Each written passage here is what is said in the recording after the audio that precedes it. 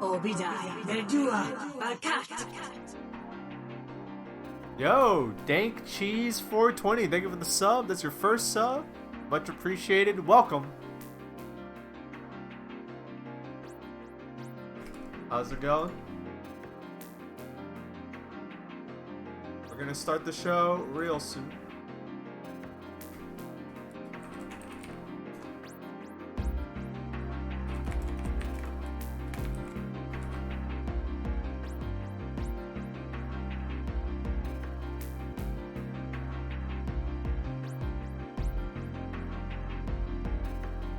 Young, Tetrak, Glash. Wofür? Thank you, Arza Tired, for the resub. Much appreciated. Thank you, thank you, thank you. 4 months now you've been a sub. Much appreciated.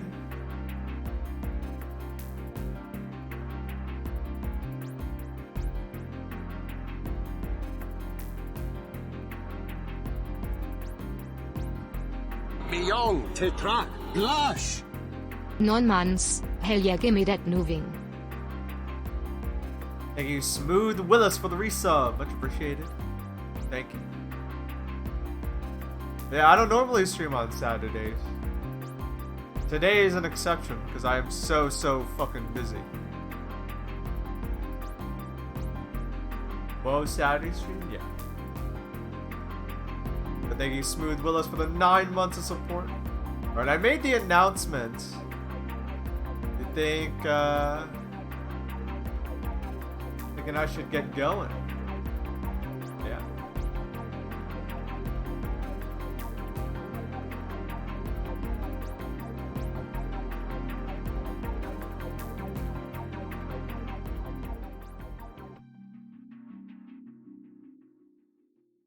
Alright, let's get the show on the road.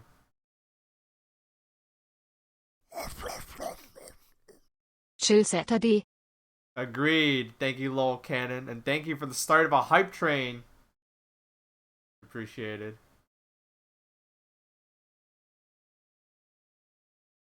Young, Tetrak, Glash.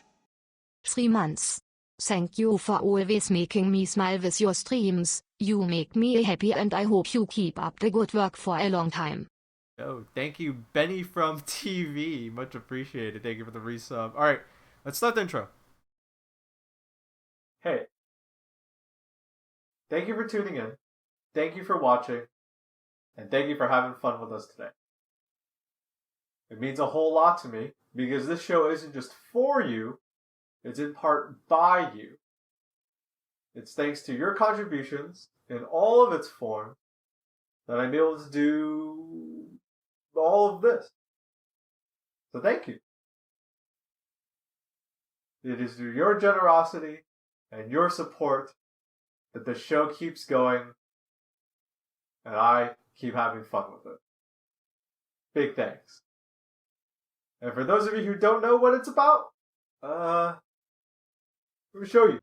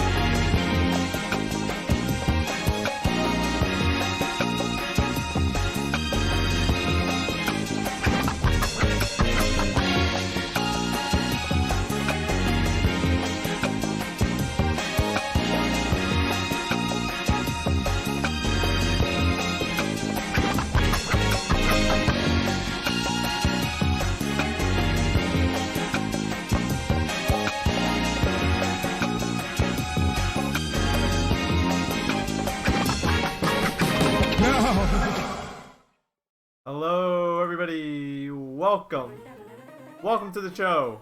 Thank you.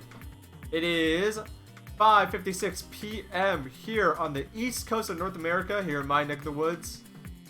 We got a hype train going. Let's see if this train can make it to its station. Thank you for all the support.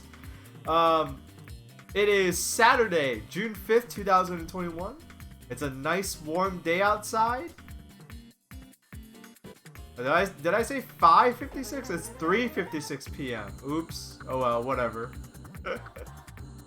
Anyway, yeah, it's a good day today. Got the window open. Gonna get a breeze in. It's warm, but it's not like oppressively hot. And I'm folding another goddamn paper crane because these things don't end. They don't end until I hit 1,000. How you guys doing today? Hope you're all doing well.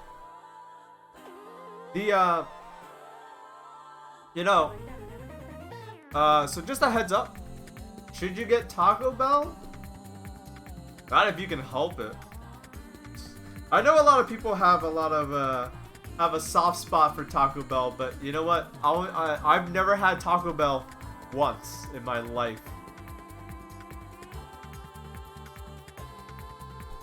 So at this point in my life, I might as well keep it up, right? And never have Taco Bell like ever.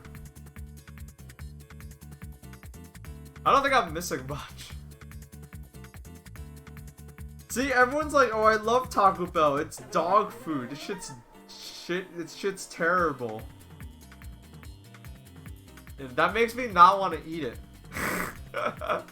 People are like, "Oh man, Taco Bell's amazing," and then they talk about how they get fucked up eating Taco Bell and how it doesn't taste good.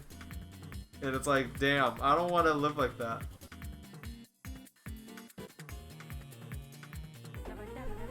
You know, I'm in the Northeast. We don't even have like exceptionally good Mexican food here.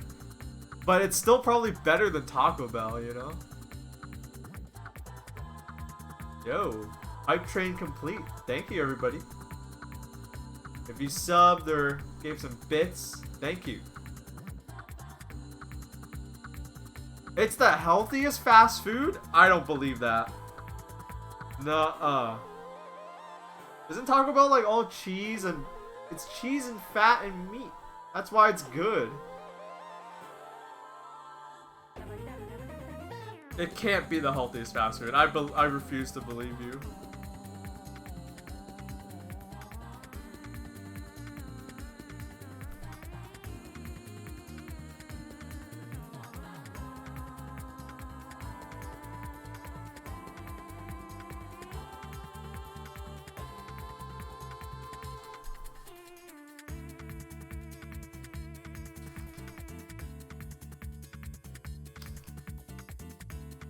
My dad got... Look, someone in chat just said that their dad got food poisoning from Taco Bell 2 days ago.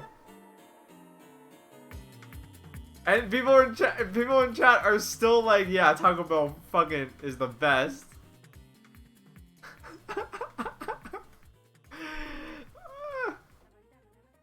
What the fuck?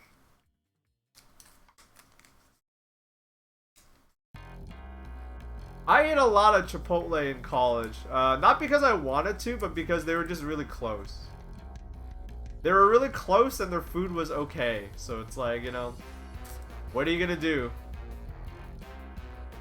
You don't want to eat in the cafeteria because their food sucks. Yeah, once me and my friends started getting internships and we started getting like real money and we weren't like dependent on like a shitty meal plan that we were like, you know, that we had to get, you know, we just like would go around the city where the food was better. We would go to another school's campus for their food. We wouldn't eat at their cafeteria. They had the kind of cafeteria where they had like real restaurants inside, and we'd go there because they didn't like care. You didn't need to be a student to eat there. So we would go to like Chipotle a lot. Beyond Tetrak, Blush! 6 months has been reached. Happy to be here. Give me chicken, dinner man. Yo, chicken dinner, man? That sounds good. If I could give you a chicken dinner, I would. I'll give you one in spirit. Thank you, Vin Vigo, for the resub. 6 months in a row, half a year. People are nearing their one year subs, and I do have a badge for that now, so. Alright. Alright, I'm not gonna tell you what college I went to, but if you go to Northeastern, Chicken Lou's was the shit. Their sandwiches fucked you up, but they were good. I'm gonna look them up right now. I hope they're still up. Chicken Lou's. Ooh, I think they closed. Yeah. Chicken Lou's, okay, yeah. So shortly after I graduated, they closed. They fucking closed. Chicken Lou's was on Northeastern's campus. It was this little shack. Somehow they survived. There was this little shack, and they served like subs and stuff, and it was great. They would sell these you were keeping their business alive. Well, I think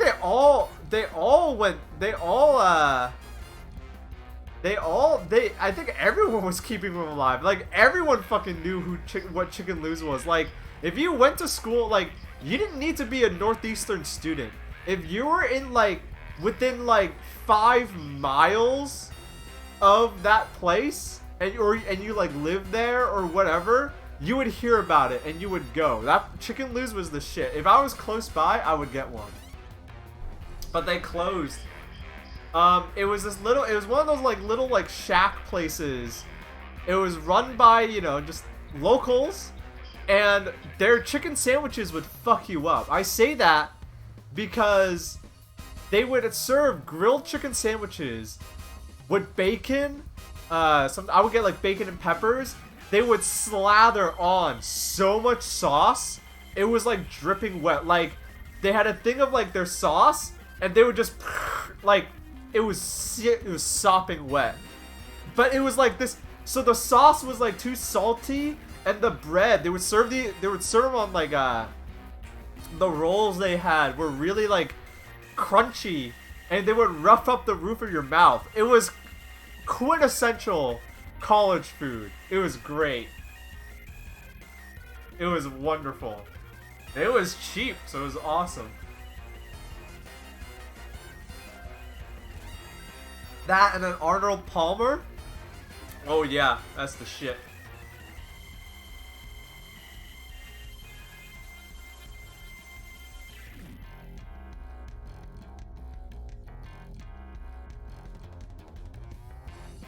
Yeah.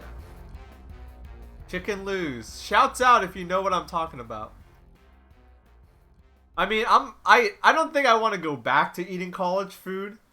College food is like, you know, a specific part of your life where you eat college food, you know what I mean?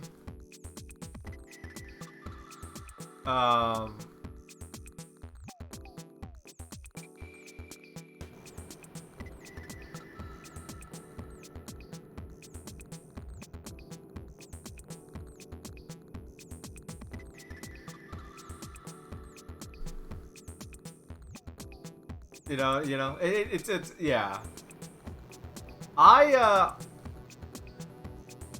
What other like college food would I partake in? See, it was never that dire. I was smart. If you're smart, you don't have to eat like crap. I mean, okay, if you don't have a kitchen, you're fucked.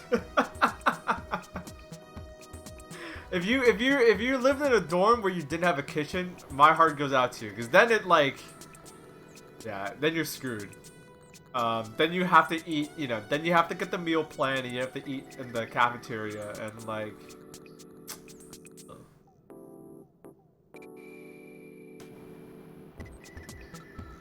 wait, you're in cooking school and your room doesn't and your place doesn't have a kitchen? Good god, what the fuck? That's so fucked. That's so fucked. You're kidding, right? That's fucked. Yeah. I don't know. I went to school, like, one of the reasons why, so, you know, when I graduated high school, I got accepted, you know, you know how it is. You get denied from a few schools, you get accepted to a few schools. And a big factor in my decision making was I wanted to stay in a city. I didn't, like, this was in 2011, so I didn't, this was in 2011. But I had two factors. One, could I fucking afford it? I didn't want to break the bank. Like, I'm a poor kid. You know, I could go to a school that, you know, accepted me, but was, like, gonna make me pay out the ass and I'd be in debt forever. Or I could go to a cheaper school. And the other factor was, could I be in the city? Because as expensive as city living is, it's like, you know, like, if you live in a remote area, land is cheaper. You know what I mean? Like, living space is cheaper. But you make up for it in other areas. And, like, being a college student here in Boston, so I was already a Boston resident. And so I, you know, thought about it. I was like, do I really stay in Boston? You know, to me, that seemed kind of lame. I was like, man, do I really fucking stay in Boston? Like, I'm gonna be that guy that doesn't move for college. You know, like, I'm not gonna leave the city for college. But I think I ended up really enjoying that. Because, A, I knew where, like, all the good shit was. I still made tons of friends. I still did a lot. But, like, the shitty part of, like, being in a new city, I never had to deal with that. And B, it meant that being frugal was really easy for me. Because I knew where all the cheap shit was. Like, I had people, I would like meet people in college who would be like, yo, I found the tech to save money. Chinatown is super cheap. And it's like, bro, you could have just asked me. Chinatown was always cheap. You're not even going to the good restaurant in Chinatown. You're going to the shitty ones. You know? And stuff like that. So, I don't know. I like city living. I'm used to it. So many people disagree with me, but I liked it. Yeah, cooking is always the way you save money. Cooking is always how you save money.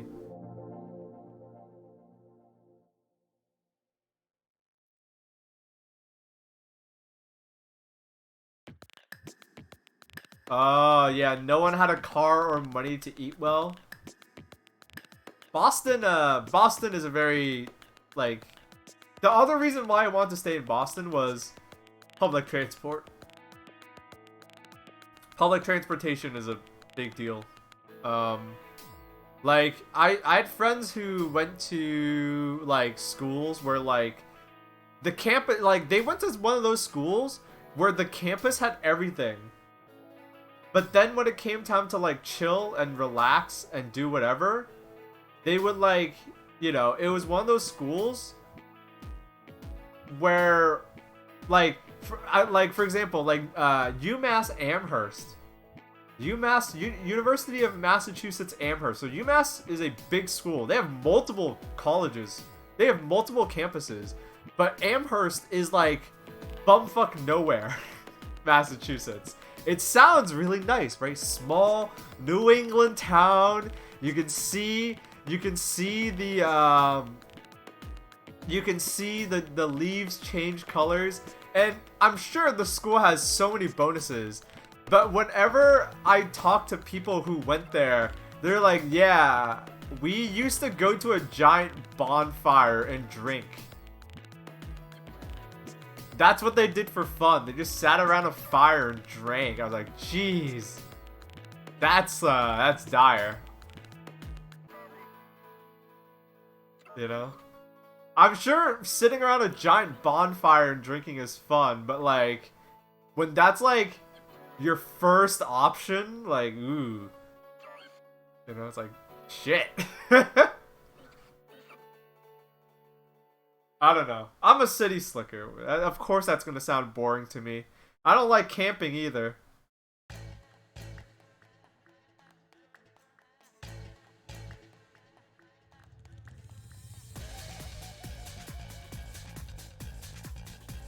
Yeah. Don't let Gur hear that? Yeah, I know. Gur's like the opposite of me. Yeah. I mean, it was either that or I thought about, it was either stay in Boston or I thought about going to Chicago, i.e. another city where I think it's pretty easy to live cheaply and, with good public transport. So that's like, that's what I wanted. That's what I wanted to do. That's what I felt like. But I stayed in Boston because it was even cheaper. I think it was a good idea. In the long run, like, as lame as it was to not move, like, I had all these friends who were like, yeah, I'm moving to Chicago. I'm moving to, what? There was someone at my school who even went to school in Canada. That was crazy. They were like, yeah, I'm moving to Canada for college. I'm like, fuck, that sounds so cool. But,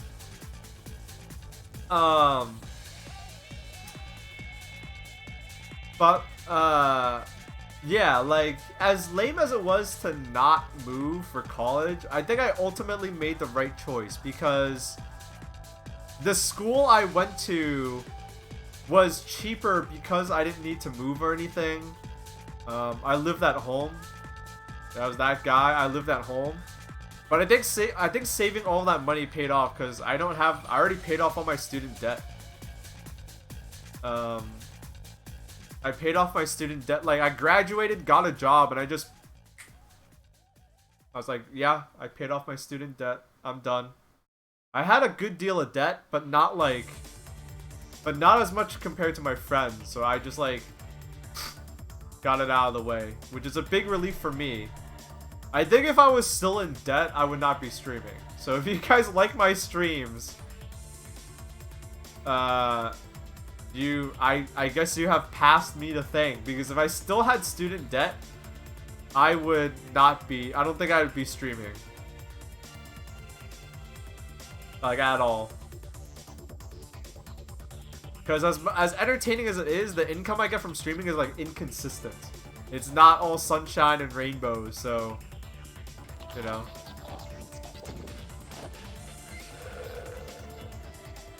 Quick give him food to beat the debt collectors. Yo, thank you, Lol Cannon, for the 1,000 bits. Much appreciated. Thank you so much. Thank you for the foods. Thank you for the chicken wing. Long Petrak, Glash. 10 months of Baaulp, you are fantastic. Thank you, Zippy5, for the resub. Much appreciated. Thank you for the 10 months of support. Damn, you're also getting close to the 12 month. You're also getting close to a year.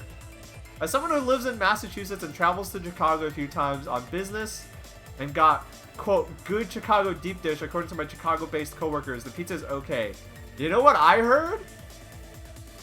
I heard people in Chicago don't fucking eat deep dish pizza. They just eat regular New York style thin crust pizza. That shit's for the tourists. I can imagine that.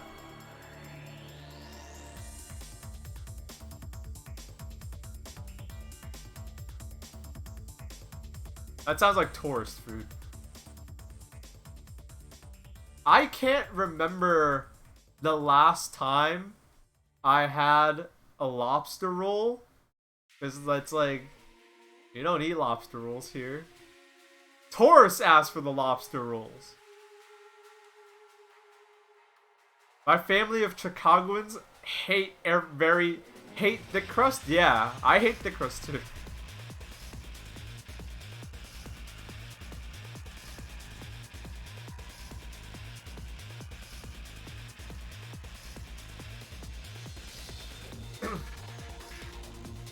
Yeah. If you have student debt, my heart goes out to you, because Some of my friends that I made in college, they didn't have a choice. You know, they wanted to go to college, but they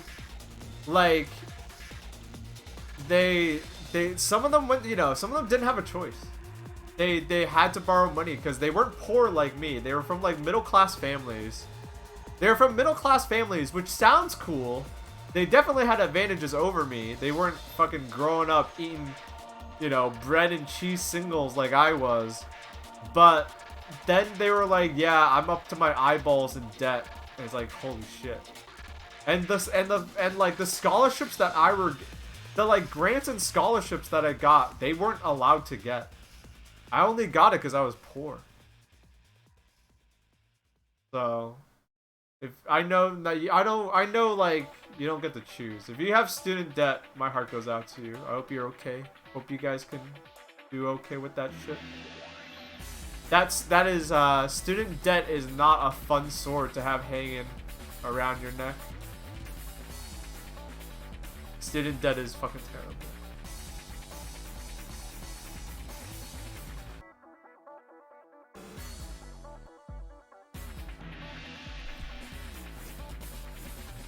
Again, yeah. Like, I have friends who are still tackling their student debt in it. Now I really gotta think past me.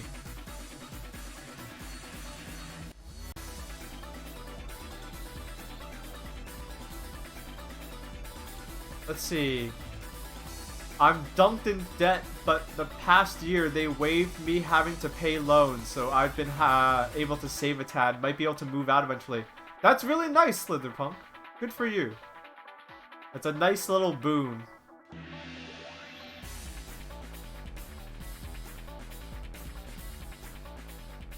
Yeah. As lame as it was to be like, yeah, I'm, you know, to tell people like, yeah, I still live with my parents. Yeah, I didn't move out. Yeah, I didn't move to a new city for college. Like, in retrospect, I'm very happy because, yeah, no debt. Thank fucking God.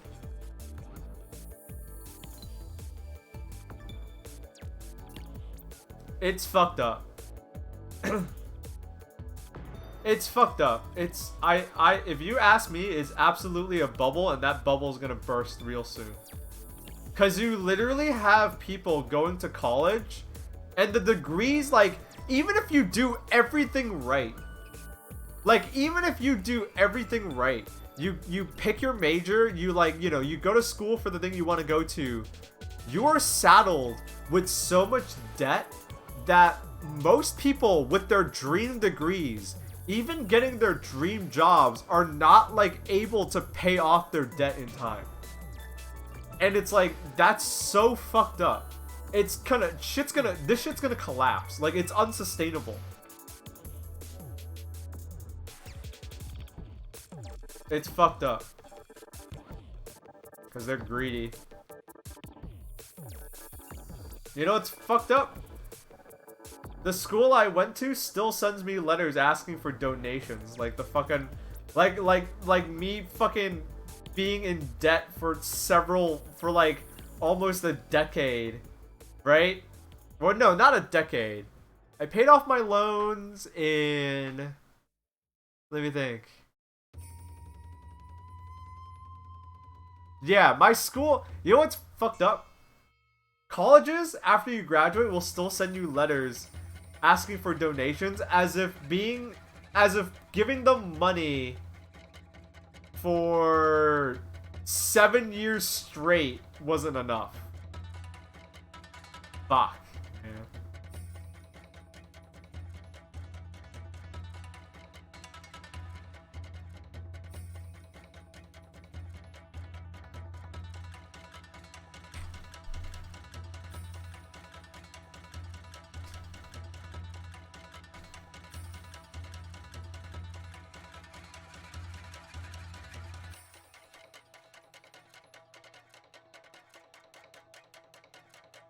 Yeah, the high school to college pipeline means you're trying to make a rest of your life career choice at 18. Yeah, when you're at 18, I always say this to people.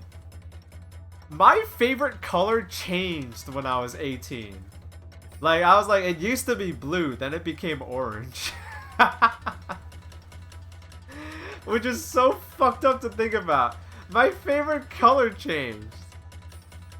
And you're asking us to pick the thing we want to do for the rest of our lives? I don't regret going to school for computer science. I really did enjoy it. So I actually what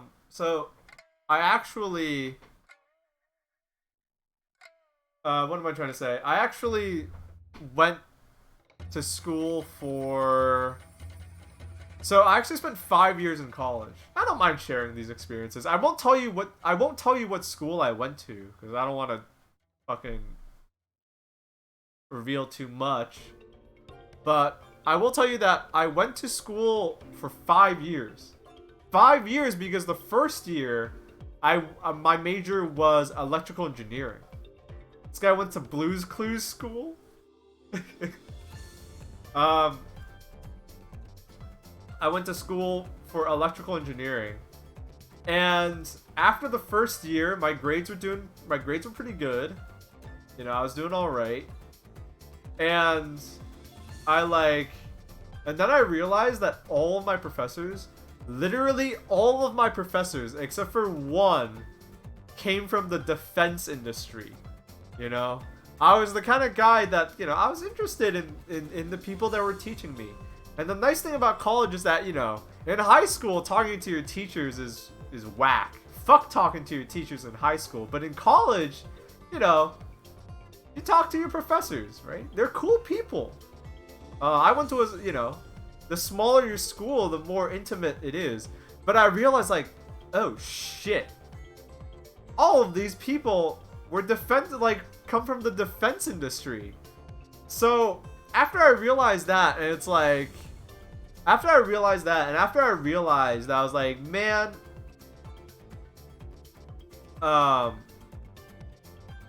you know, after I realized that, and after I realized that, like, here in the Northeast, the biggest, like, job, the companies that hire the most electromechanical engineers are, like, you know, those kinds of companies. I was like, you know, I backed off a bit. So I went with the other thing I was interested in, which was computer science. I took to it like a fish to water, thank God. Went to school for welding. The only thing I was qualified for locally was Ration. I want out so fucking bad. Going back to school this fall for Kompski. Yeah, how does? Thank you for the resub, much appreciated. Damn. Are they like the only option if you know how to weld? That's fucked up. Cause welding is supposed to be like, you know, that's supposed to be pretty like a flexible thing to know. Yeah, that's a pretty flexible skill to have under your belt. That's fucking crazy. That's like nuts. That's fucked up. Well, I'm glad you're making the same choice I did. Cause yeah, after I realized that, I thank God I realized that. Yeah, welding should be in demand. That doesn't sound right. I don't know, but I don't know where you are, so I don't think you'd be lying. That's fucked up. Yeah. I realized, like, after first year, and then I was like, man, I don't want to touch that shit. So,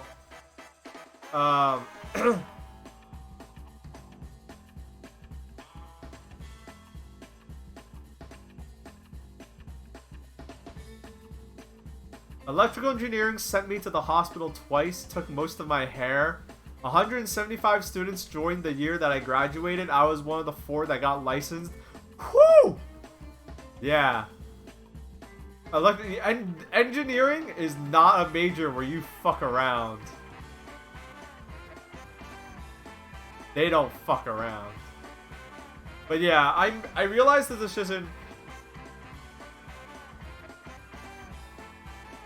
did you have to graduate before they let you change majors? No. After my first year, so I finished my first semester, realized I don't want to do this anymore. I spoke to the head of my department. I eventually spoke to the head of my department after, you know, talking to a few people. And I was like, I want to switch majors to computer science. And they didn't fight me or anything, but they were like, okay, well, you didn't need to, well, if that's the case, you taking, you know, all these extremely hard math courses aren't going to transfer over.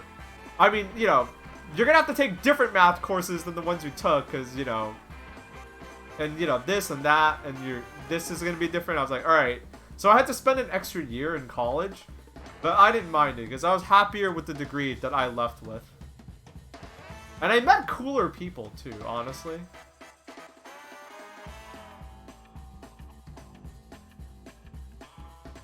We're gonna fold another crane, and then we're gonna figure out what the hell we're doing today.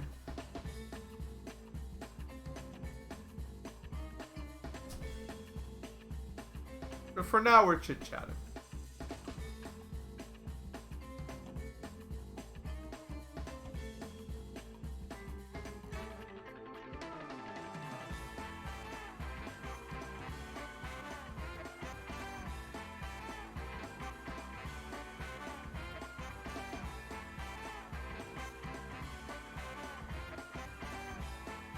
I did nuclear engineering.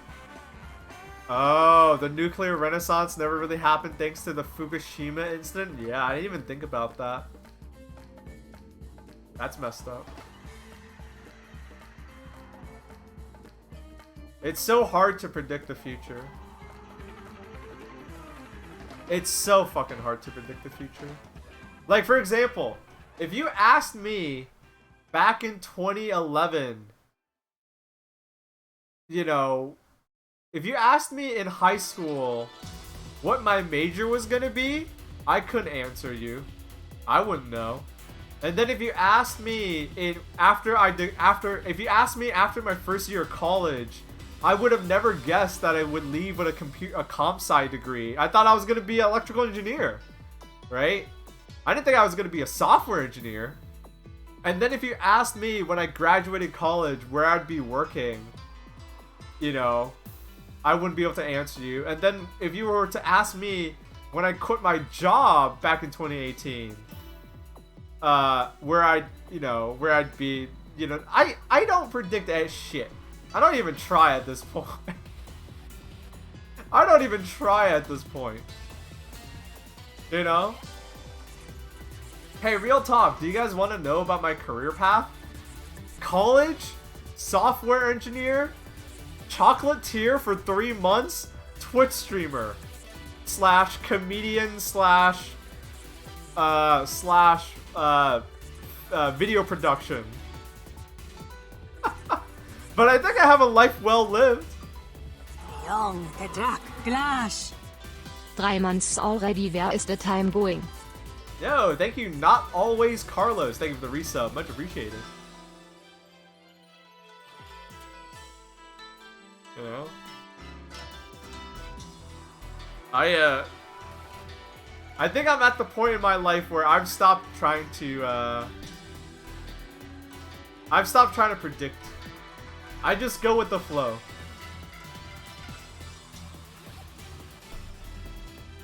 You thought you were going to be wearing a lab coat for the rest of your life when you went to school for physics and that didn't pan out?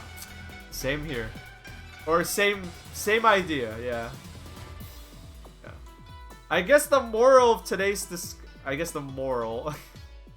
today's discussion is I don't know, it's hard to predict the future. It's hard to predict the future. I think the way to go is to, I don't know, just one step at a time. Like, I would consider myself a success in a lot of different ways. I'm not rich, but I think I'm successful. And that success isn't from me being like some mastermind and predicting predicting, you know, what my life was gonna be like in 10, 20 years. Trying to talk to young people about this is hard without making it seem like they should just give up on their dreams. That's true. I'm not telling you to give up on your dreams. I guess what I'm really trying to say is, as you get older, like, no, I'm not even saying as you get older. It is incredible how much in a year or 2 years what you want to do can change. Because that happened to me. I feel like I'm serious. I feel like every 2 years what I want to do changes. And I kind of just go with the flow. I just take it one step at a time. And like, my career path is definitely weird, but I definitely like what I do. I absolutely love what I do right now. It is very personally fulfilling. Thank you for the 100 bits. Prowler Pangolo. They say, I worked in an industry for 10 years. Got married to someone in that industry. Shit hit the fan. Years later, I'm single and working in an LGBTQ affirming church. Never would have expected it. You're really on point there. Yeah, shit happens. All the time. All the fucking time, man.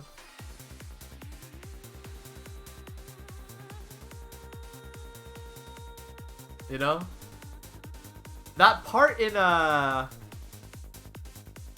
you know, I guess the lesson today is bend, don't break. You know? That part in Stalker where they talk about like how the old trees die and break and bend. Or the old trees break and die because they get too hard. But the trees that survive are the ones that bend, but they're malleable and they don't break. I feel like that's what you gotta do in life. And the thing is, I've never seen it as giving up on my dreams. I think as I grow older, the picture that I have of myself, of who I am, really, that just gets more clear. You know what I mean? So I know what I really want to do.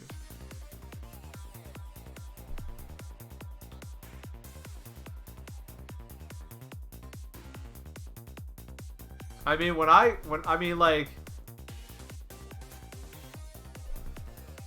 was 5 years old, I wanted to be an astronaut. And then I realized dying in space is probably one of the worst things that could happen to you. So fuck that. You know?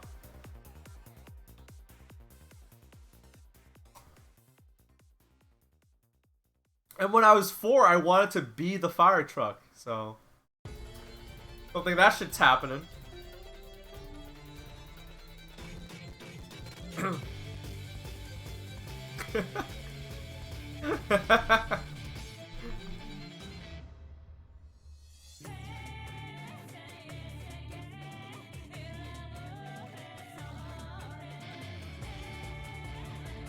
No, I'm really happy doing what I'm able to do right now. I don't want to make this, at the risk of sounding, I wanted to be an astronaut until I realized the career path was mostly be a higher achiever in the US Air Force. Yeah. That's how you really become an astronaut. You have to go through the Air Force.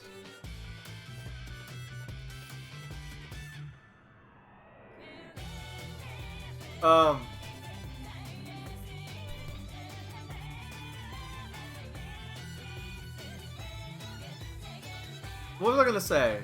I don't want to sound like a downer, but whether or not what I'm doing right now, like literally right now, pans out, I'm happy that I've done it, you know? I'm not gonna lie to you guys, it's not all sunshine and rainbows. Like, I'm not making like, oh man, going from like a software engineer living in the Northeast salary to Twitch streaming. Oh,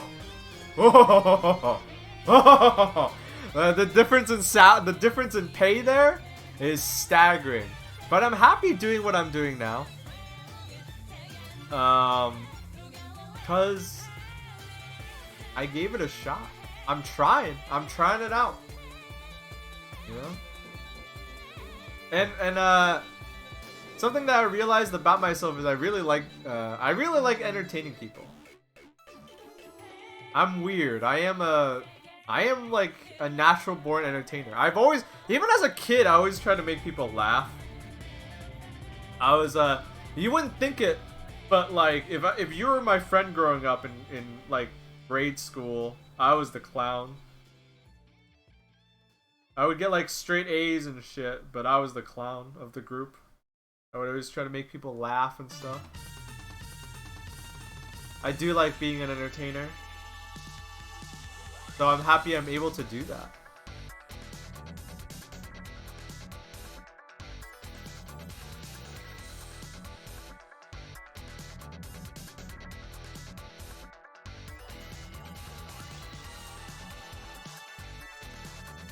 Yeah.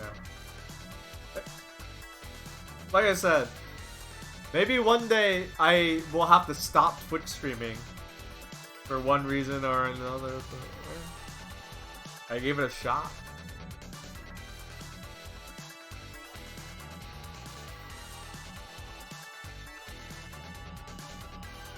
I don't,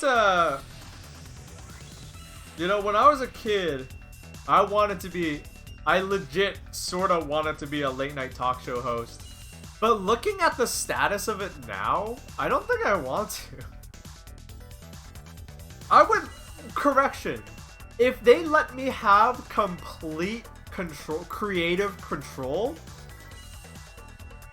yes. But if it's to like, you know, but if I'm like, if I have to do what Colbert is doing, no. You know what I mean? You know the status of things.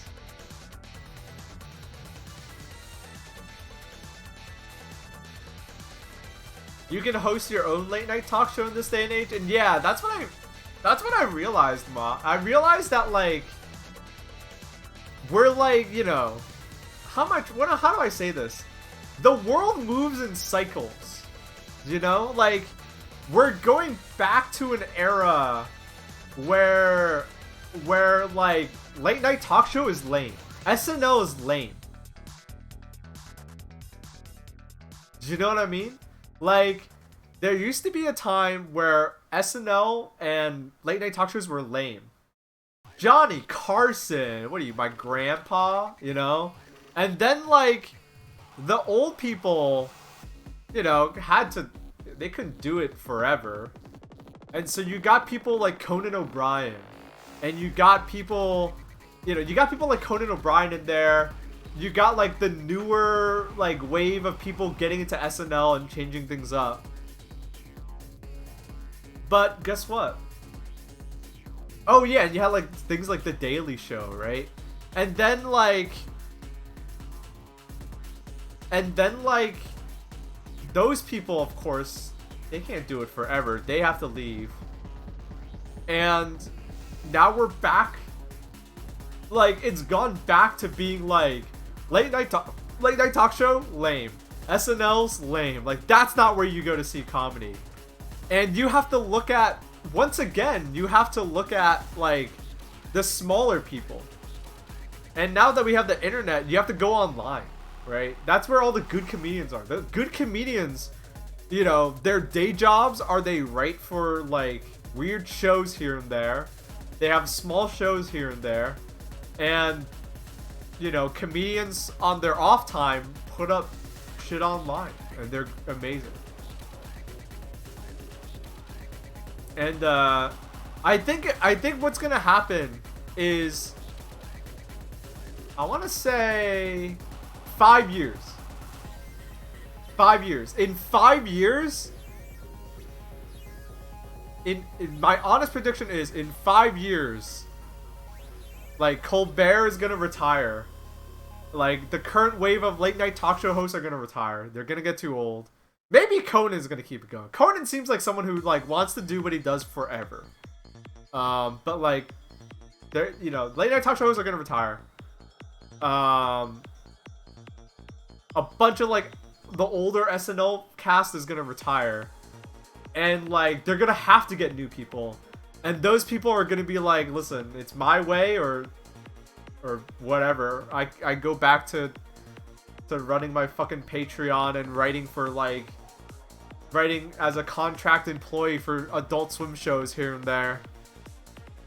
And, but I'm willing to bet in 5 years something will happen.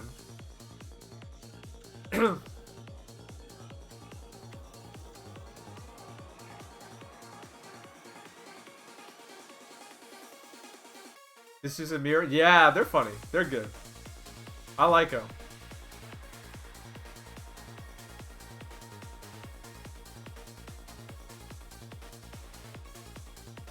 The only good late night talk show is the Graham Norton show. What the fuck? I guess, oh, that makes sense. You are from England, yeah. But I don't know about that. Not gonna lie. I know about that show. I don't think it's bad, but I think that's like on par with like the Daily Show.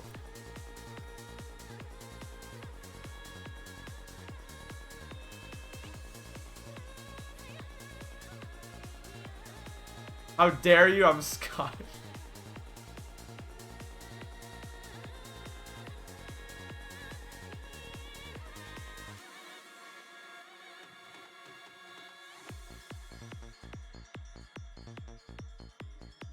Yeah. I think the internet, I honestly, legit, I genuinely think, I legitimately think that, like, television will never be good. Well, okay, that's not true. Comedy television is never going to be good ever again. I think, I genuinely think it will all be on the internet. It will all be on the internet.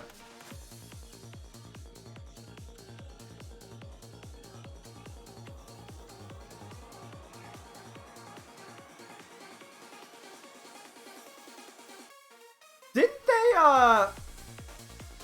and the reason why I say that is because, didn't they give a YouTuber a talk show? Like, like, NBC wanted, like, a graveyard shift talk show. They wanted 3. Something to follow up. Like, it was, you know, it's graveyard shift. Like, lowest bets possible. But they gave it to, like, this girl who's, like, a YouTuber. And, like, it's not good. I don't remember her name, unfortunately. Lily Singh, yeah. Didn't that show, like, bomb? I feel bad for her. I genuinely feel bad for her. Cause, like, I feel bad for her. And the reason why is because, like, I don't like to beat down on, I don't like to punch down on people. Not in earnest. Like, if I was like, you know, doing something, oh, all bets are off. But, like, you know, to be candid, I don't like to talk down to people. I feel bad for her because, you know, here she is and she's like, oh yeah, I get this big, huge opportunity. I get a talk show. But, like, I feel like if they paired her up with better writers, because I feel like the writers that she probably worked with were probably like, oh yeah, she's this super successful YouTuber. I better let her do her thing. But then it's like, no. You need it, like, that's where you need, like, the best writers possible. So they probably gave her, like, really bad writers, and, like, the show probably tanked because of that.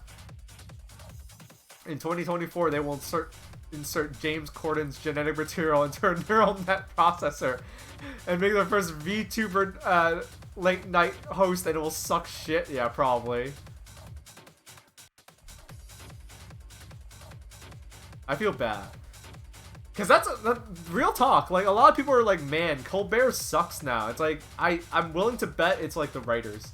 The writers don't, like, want to do anything. The writers, like, this is the show with Colbert on it. Everyone's gonna watch. Who's not gonna watch? We don't have to try. Yeah, no risks being taken.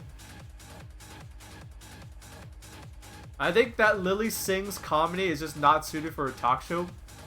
Here's what I think.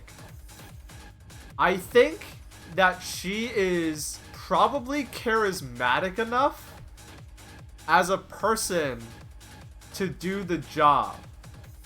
But what everyone should have realized, and maybe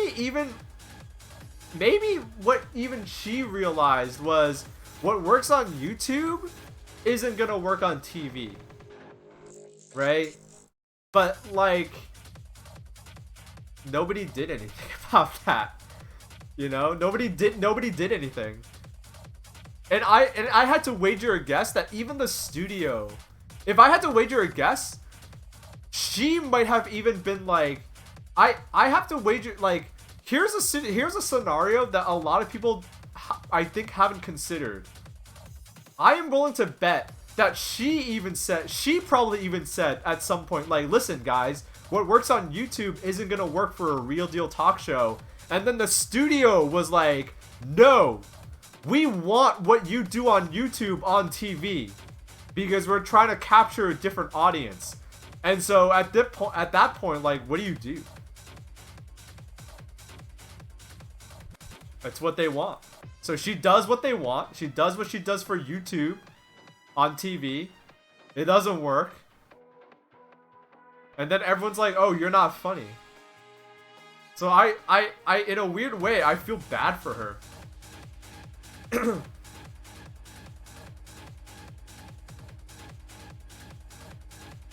Because here's the honest truth is, the host does not have all the creative control. A lot of people, like, one person doesn't, like, it doesn't make a show. Yeah. That's why I feel bad for her. Jacksepticeye has a deal with Disney? Are you serious?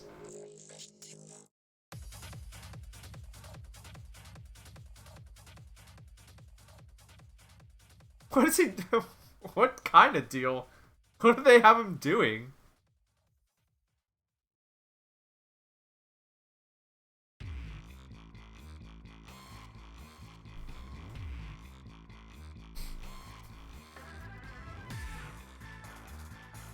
They play Let's Play on Disney Channel now? What? Are you kidding? That's kind of nuts.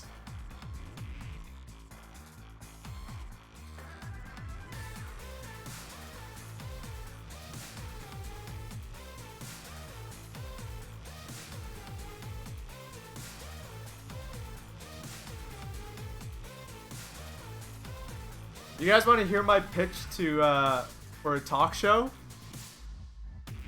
I have an amazing idea, and I'm going at it from the other angle. So imagine you're NPC or NBC or Fox or whatever. You know, ABC, whatever. You're one of the big ones, and I would love, you know. I feel like pitches are more about getting in front of the right people who are willing to listen than how good they actually are. Because, you know, shows make it and then they get canceled like immediately all the time. But give me a show where I have no budget.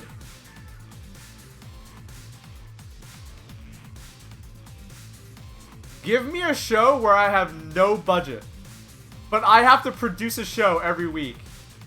I would love that. Like, let me loose. Let me loose. Like, don't even tell people I'm an employee. Fuck it. Let me loose in 30 Rock. Give me a broom closet and, like, a DSLR camera and just let me suffer. I have no funds. Just let me loose in 30 Rock. Don't tell anyone I'm an employee. Don't tell security I'm an employee. Just let me like suffer. Let me run around like a rat and just try, you know, to make something watchable. Yeah, literally zero budget. Just give me a salary so that I, you know, when I go home, I can like live. But like, you know, literally, like, give me $10,000 a year salary. Or not 10,000, that's way too low for New York. Give me a $100,000 salary. That goes to me. 0% to the show. Right? That's just so that I can live comfortably and not go insane in New York City. But then, for the show, zero budget. I buy all my own equipment. I like have to arrange all my guests myself. I would love to work on a show like that. I have to build the sets. Oh, I would love a show like that. I would love that would like be my element.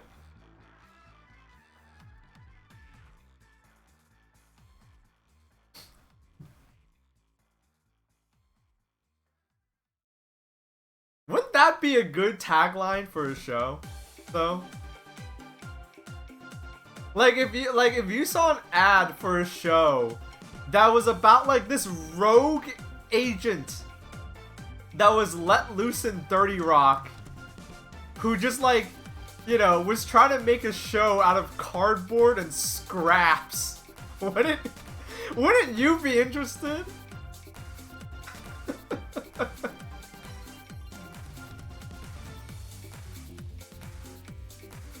Baaulp's $0 show.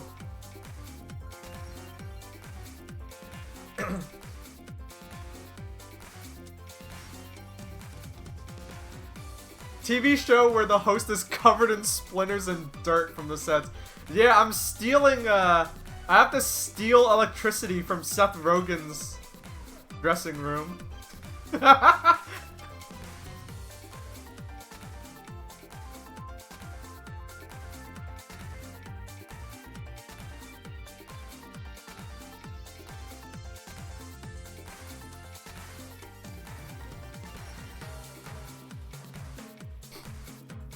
Isn't this kind of like the Tom Green show? I feel like this is beyond the Tom Green show. Tom Green had a set. Tom Green had guest stars lined up. I would like... Now, if you're talking about his public access show, kinda. Yeah, so the way... If you guys know, Tom Green got his start. He was in Canada before he went to... moved to New York for his MTV show. And yeah, he had a public access show where he just like fucked around. If you're talking about that, then yeah. See, people are like doing man on the street stuff. That's not special anymore. People have caught on to that stuff. I want like the opposite. Like, you know, instead of being a famous person out on the street, I want to be a nobody, like let loose in 30 Rock. I want to do the opposite. Yeah, man off the street. Who's gonna know who I am? You know, Gwyneth Paltrow's like, security, there's a weird Asian man loose.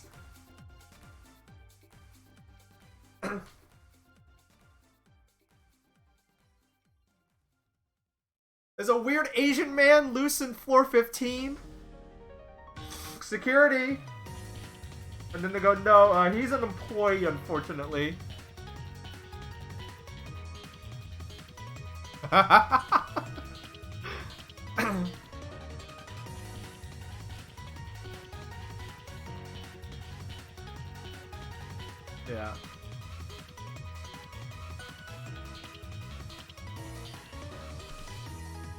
You would need a name tag with janitor to not get in trouble? Oh, man! That's a good angle. That's a good angle. Legit, that's a good angle. If I was the janitor and I had to be the janitor while trying to make the show, I have to use the money I get from the janitor job to pay for things. That'd be good. That would be good. My desk is in the janitor's closet. Oh, that's such a good idea.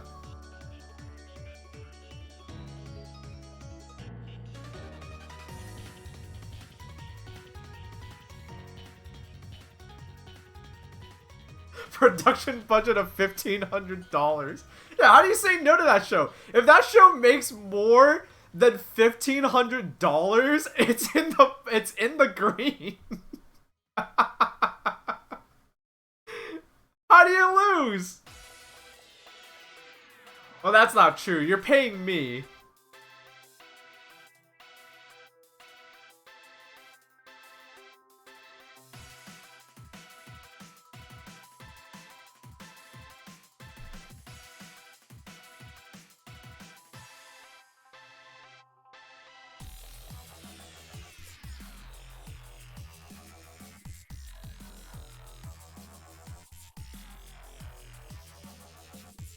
Yeah. Yeah. Fuck being on SNL. I want to be the janitor.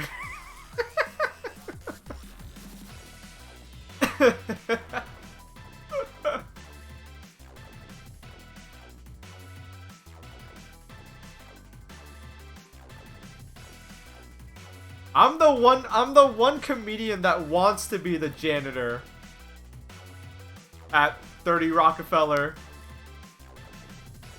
I don't want to be on SNL. I want to be the janitor.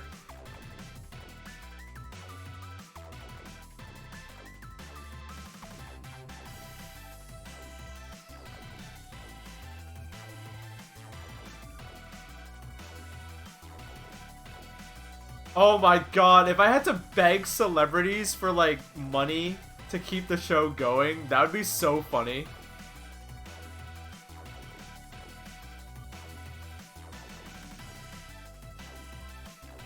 If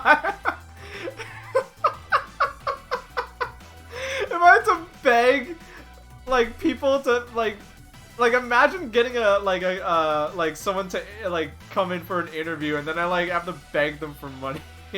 Beg them for like, please, I need money. Please, the show, I don't have enough money to keep the show going.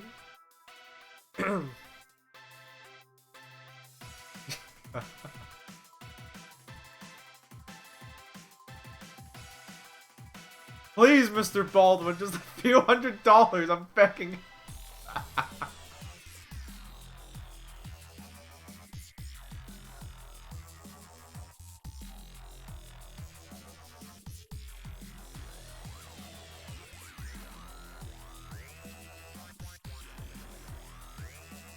You'd have to end the show as it blows up. The beauty of it is, the beauty of the show is that even if it blows up, it's like artificially kept poverty tier. You know what I mean? It's artificially kept poverty tier because if the show does well, maybe my salary, maybe they'll, give me a pay raise, but I want like a stipulation of the show is that I don't get money. I have to like scrounge and suffer.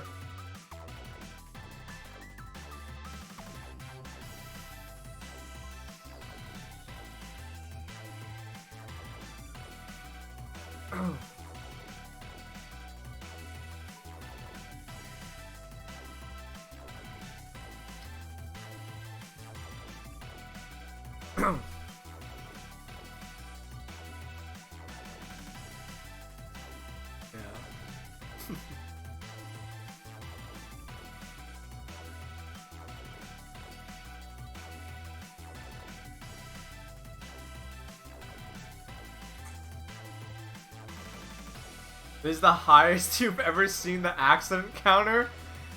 That's a single digit. Man, we don't have a good track record here.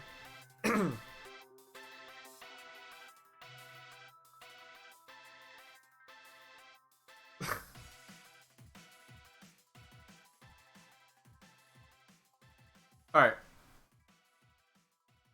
Let's play a game. This is Twitch after all. You guys like to play a game? Let's see what we got.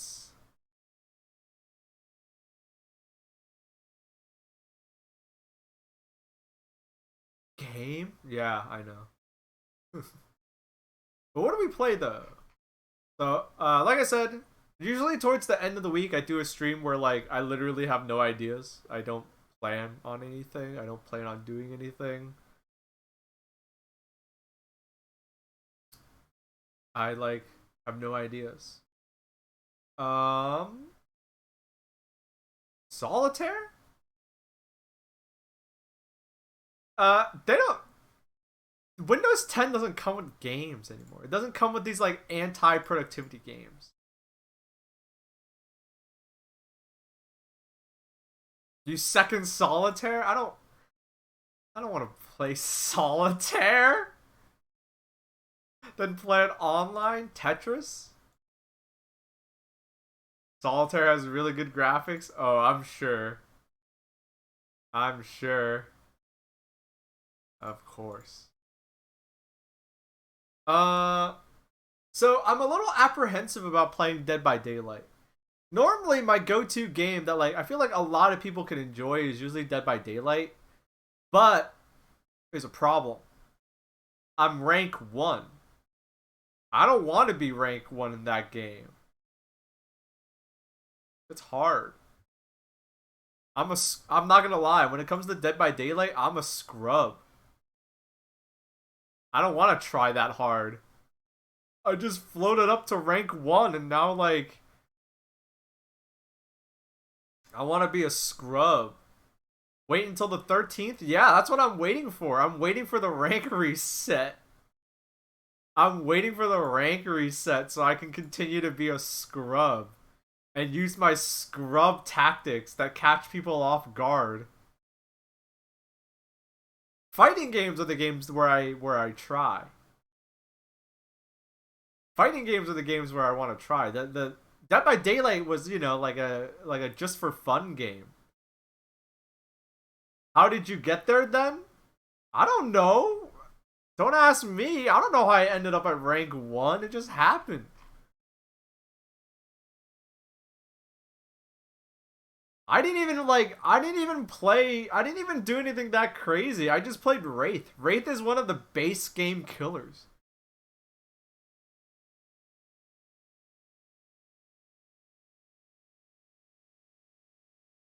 Get a Smurf account? That's sad though. I don't want a Smurf. I don't like that idea. I want a game where I can turn my brain off.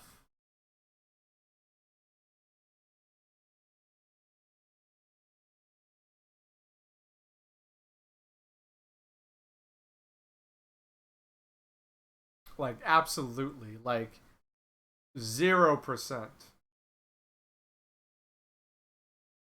Fortnite? I don't have Fortnite. Oh, you know what? We're gonna play some Tekken. That's a go-to standby.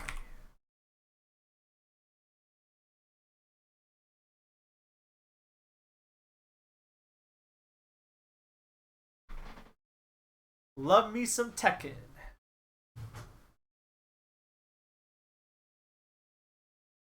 We're gonna play a little bit at least.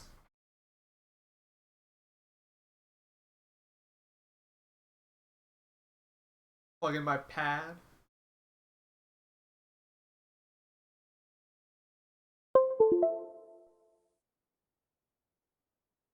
Well, I want to play a game where I can turn my brain off. Yeah. That's Tekken. Believe it or not, you can use no brain when playing fighting games.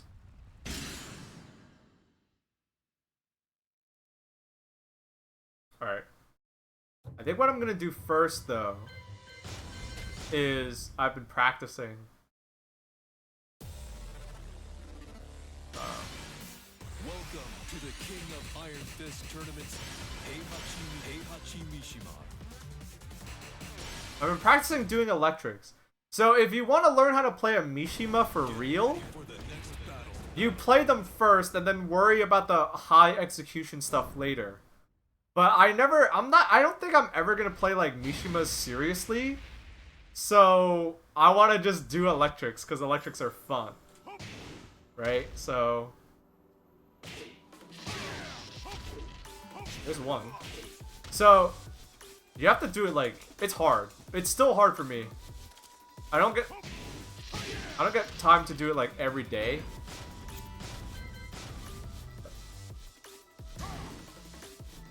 But we're gonna go nice and slow. We're gonna get some electric practice in. So forward, down, down, forward.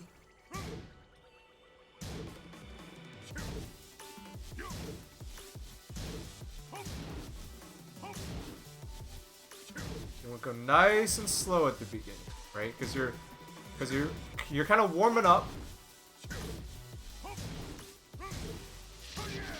Ooh, I did that one on accident. That's how you know you're getting close, right? The real tech is practicing taunt jet upper in training mode for 6 hours and then never actually playing grind online. Yeah, that one is even more useless.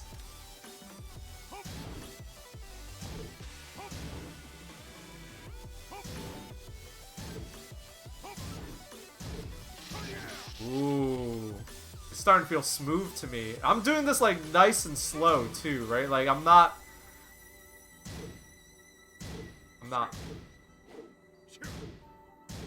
Ooh. Gonna do it a little. Forward.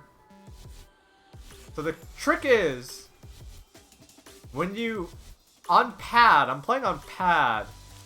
The trick that I learned is, so a lot of people are gonna recommend. So what a lot of people say is that if you're playing on pad, just do this, right? And you can see how easy that is. So I have a 1+3 bound to one of the shoulder buttons, right? And you can see I can get electrics pretty easily because you're doing it with one hand, and like your brain can kind of, doing electrics with one hand is kind of easy, to be honest. Because you can kind of, you don't have to like synchronize two hands together. That's how it's hard. But on a character like Heihachi, what I realize is that this is kind of shitty. While this is easy, what happens is in the clutch, you're gonna do this a lot. You're gonna do like this a lot. You're gonna do that a lot. You know.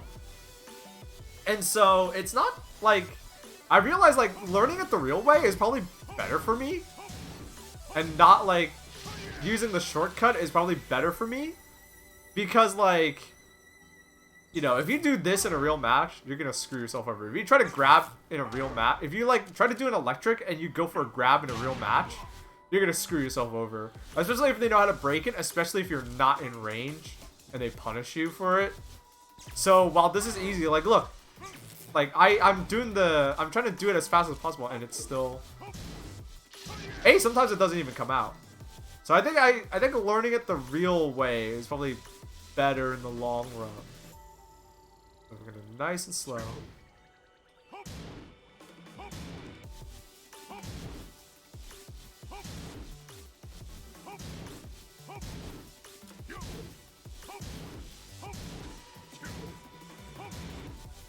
It's like a lot like learning a piece of music. You go slow at first. Yeah, exactly.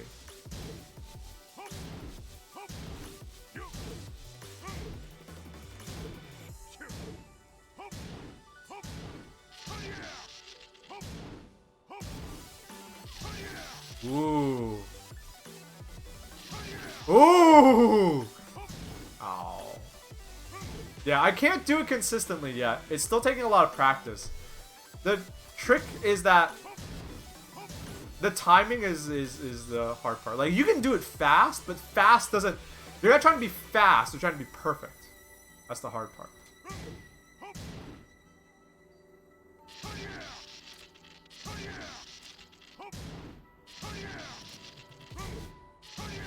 Ooh. That's how you know you're getting closer. If you keep getting crouch jabs, crouch jabs are like closer to what you want than like doing the slow version of the electric. Right? If you're getting crouch jabs, you're actually closer to the timing than you know, doing it too slow.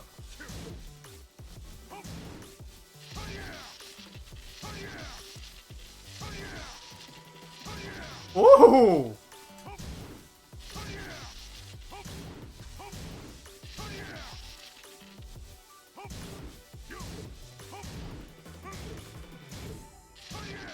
The reason why I want to learn to do electrics is because it's just a fun move. It's just a fun move. It's not like the end-all be-all move, but like, it's like, yeah. They blocked it? Yeah, you're +5. Eat shit. You know? Eat shit, bro. That's an 11-frame launcher that's +5 on block? Eat shit, bro.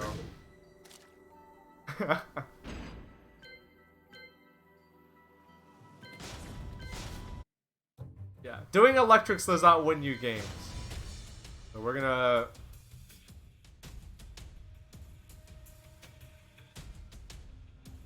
I think that even if you're learning another Mishima, learning electrics with Heihachi is good because... Yeah, he has moves where... Yeah. He's the one where, like, you really get punished for not knowing how to do it for real, because, like I said earlier, like, if you do the shortcuts... you do it, like, you'll get fucked up. But we're gonna play Bob. We're gonna pick Dandy Boy Bob.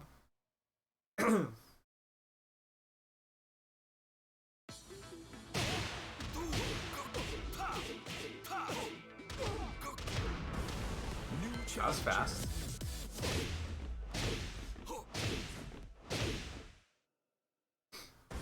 Get ready for the next battle.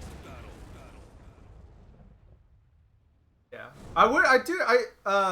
Heihachi got buffed, so I do want to try playing him. Lo and behold.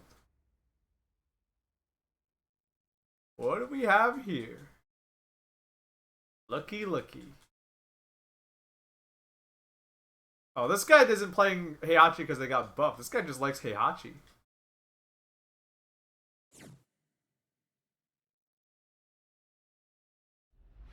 Now, let the show. Round 1. Fight.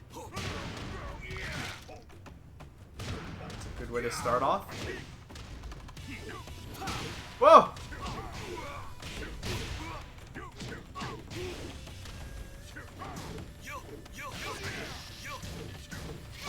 Oh, that accidentally did a move that's way too slow.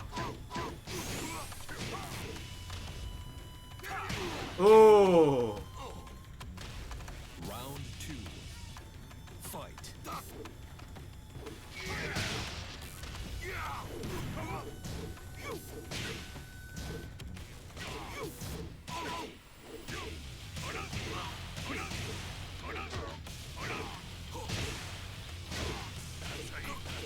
Almost dropped that.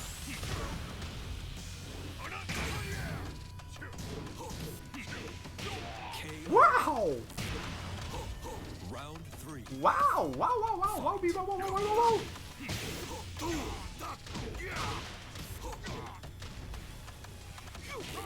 Oh, that's a good move to keep me out of there.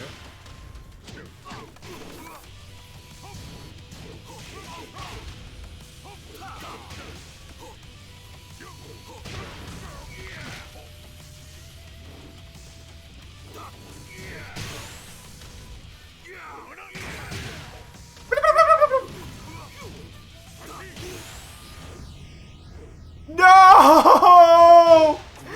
No! No! Fight. No, chat!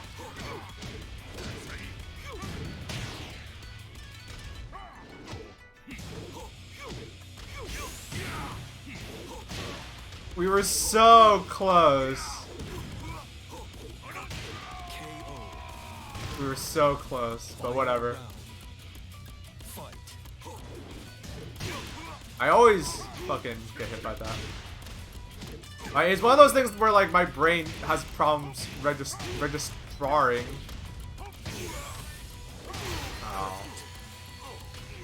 I should have stayed down. You lose. Let's see if this person rematch. Happy Tekken Saturday? Yeah. Okay, Hachi has swag, Bob has a class. I don't want to know about that. Don't know about that.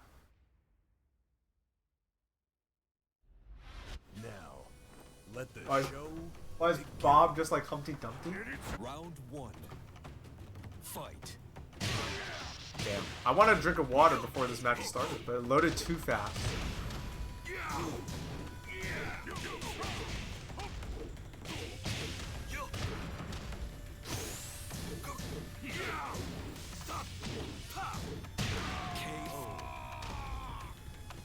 Round 2.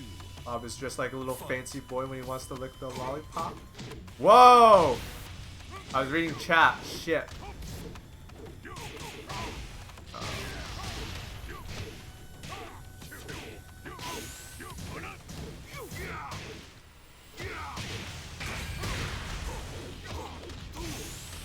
See?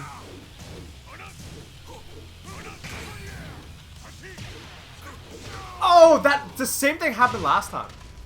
I never expect when he Fight. wants to.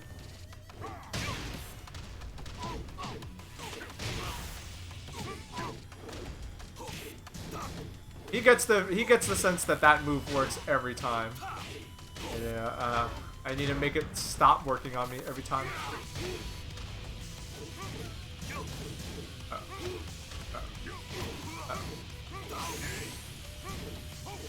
Ah! Daddy, I want candy now.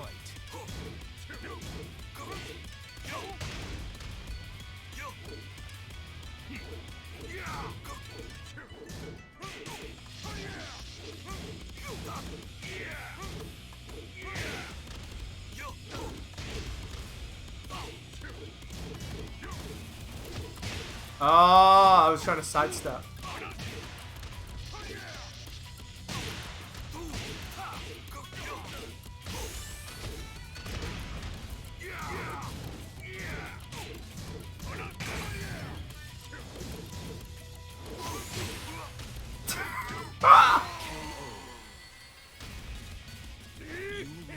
I think I can duck the second hit. I think that's my problem. Oh no, I sidestepped the second hit, right?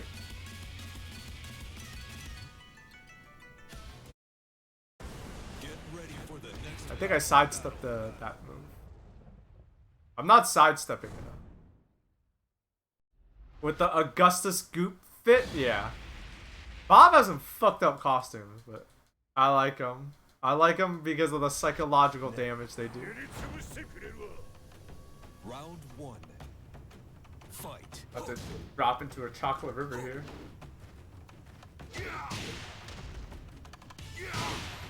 Oh, traded.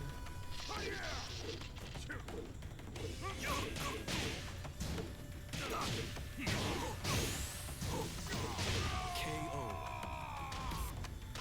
Round 2. Fight. Daddy, I want candy now.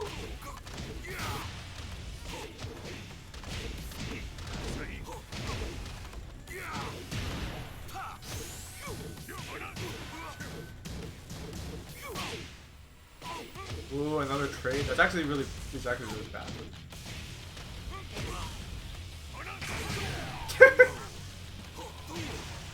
Round 3. Fight. Daddy, candy now.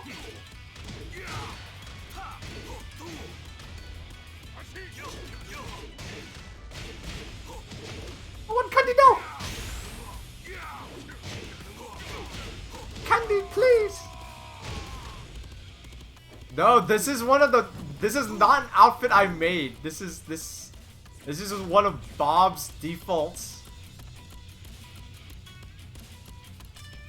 No, are you serious? I gave... We're not even playing for points, bro. You just ran?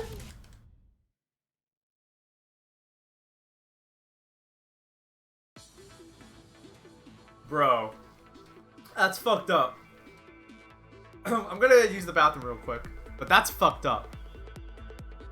I beat you once? I'm not even good. You could probably beat me like 3 more times.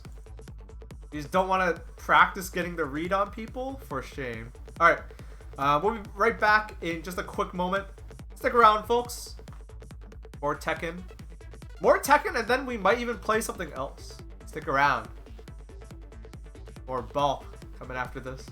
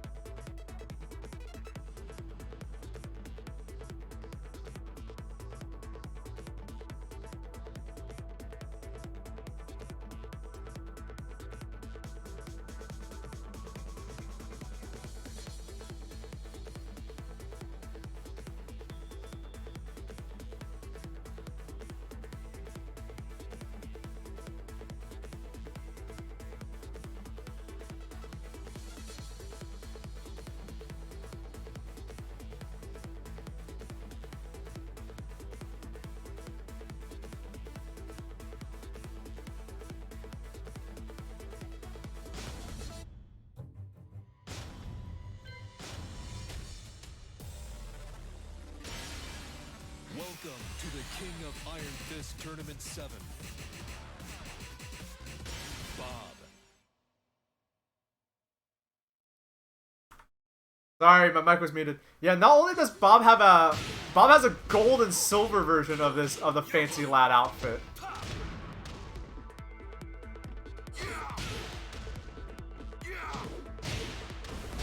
New challenger. What is JA? What language is that?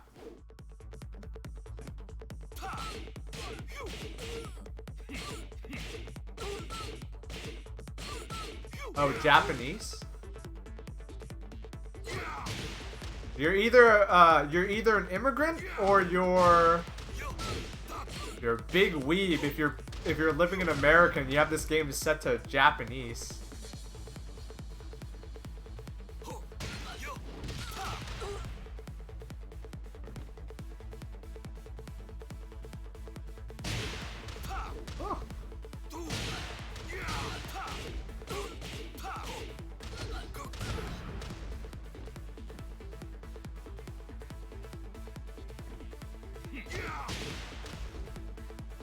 Oh yeah, Japanese is JP. That's Javanese. Okay, never mind then.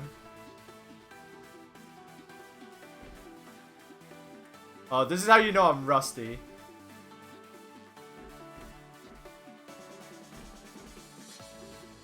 New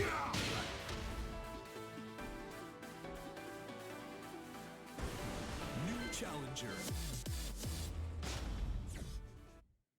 That's how you know I'm so rusty. Get ready for the next battle.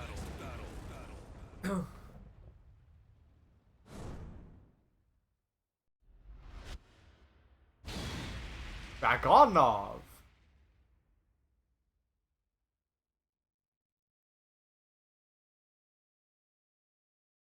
If they made another Tekken Tag Tournament, would you play it? I would have to pick up a second character, but yeah. Because the Tekken Tag Tournament is dope. It's just dope. But it like rubbed people the wrong. I remember Tag 2 was good, but I think it rubbed like even some veteran players the wrong way. But Round 1. Fight. oh, he ducked. He's not like that Heihachi player at all.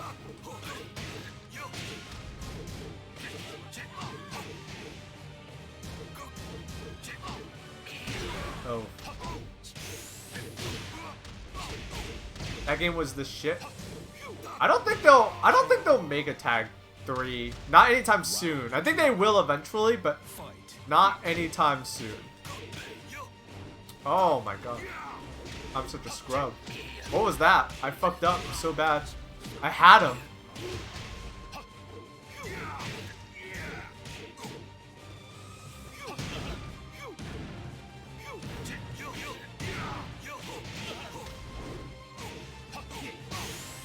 Super plus that. Ooh. Alright. Round 3. I think they'll make Tekken 8 before they make Tag 3.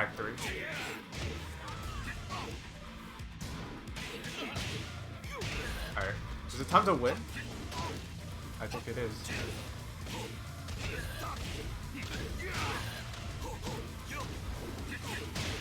Oh, that was unfortunate. That was unfortunate. Ooh. I could play with both Bobs? Yeah, I guess I could, but that's kind of lame. And, like, they won't, like, they're not gonna make the same mistake and have, like, an overpowered character like that.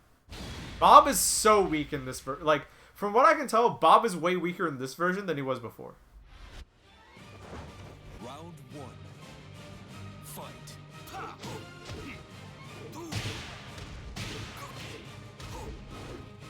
What?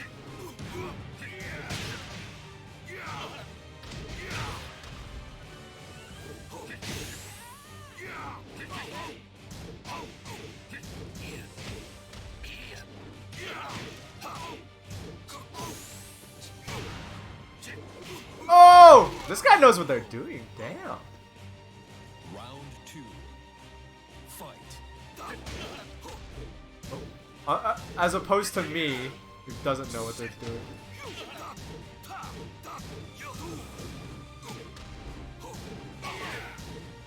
I'm pushing buttons while I'm minus. He's ducking my shit. Alright, alright. Woo! KO. Round 3. Fight. Nice! Whoa, this guy's on point. I think this guy, like... Does this guy, like, super know the Bob matchup?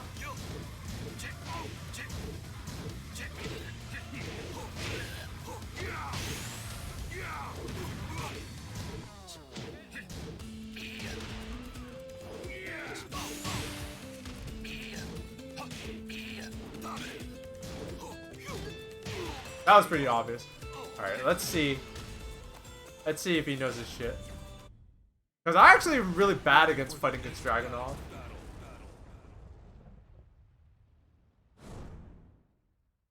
I don't think the matchup, like, I don't think the Bob versus Dragunov matchup is bad. I think it's pretty even, like, you see at the top. But I think I am personally bad against fighting against Dragunov. Especially since this guy, like, loves to just, like... A lot of my best shit are highs. Like, everyone's afraid of the Crouch Dash 1 and this new 15 frame launcher, but they're both highs, right? You could... This guy, like, ducks randomly.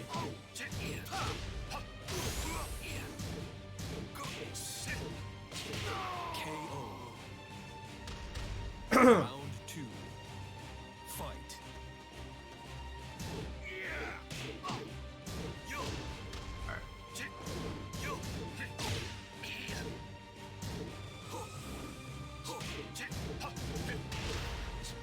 This guy's way more patient than me.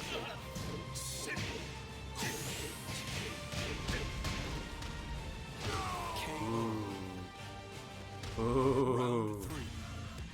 Fight.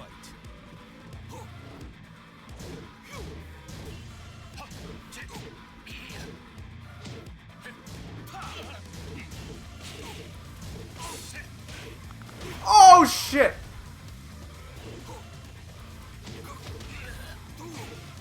Nice. Yeah, this guy knows his shit.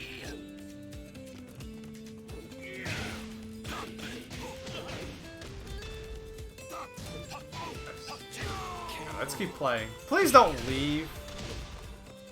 And if I win, don't leave, please. Get ready for the next battle. I want to just fucking win once and then have you skedaddle. I don't know this matchup.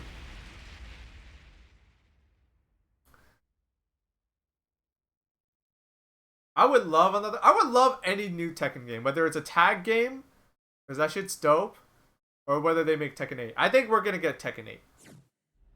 I don't think we're gonna get another tag game for a while. Fight.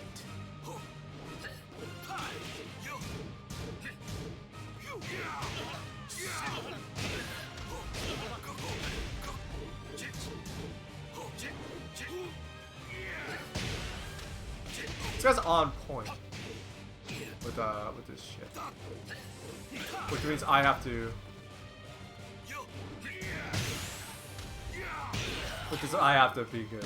I can't just. All right, I have to turn my brain on a little. Not what I wanted to do today, but oh shit. Oh shit. Oh shit, he still gets the combo?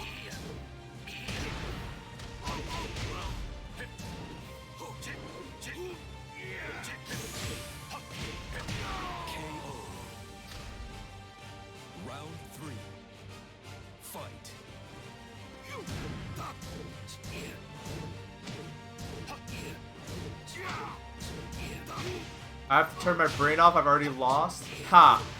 I'll show you. Oh, no.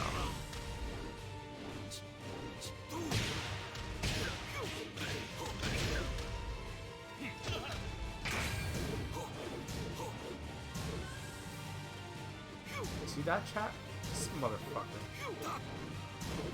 Oh, he knows the duck.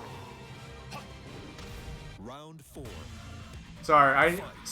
Apologies. I need to condition him into not.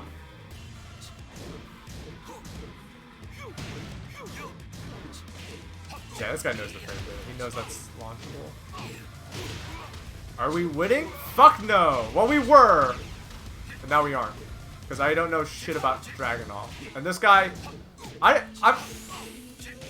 don't know if this guy knows the frame data or not. It's kind of hard to tell still.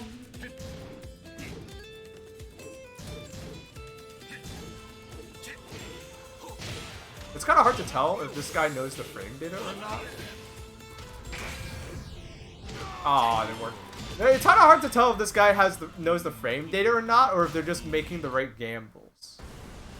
If I had to wager a guess, they probably know the frame data for like the big stuff. Like they know the if I fuck up the while rising launcher, they can launch that.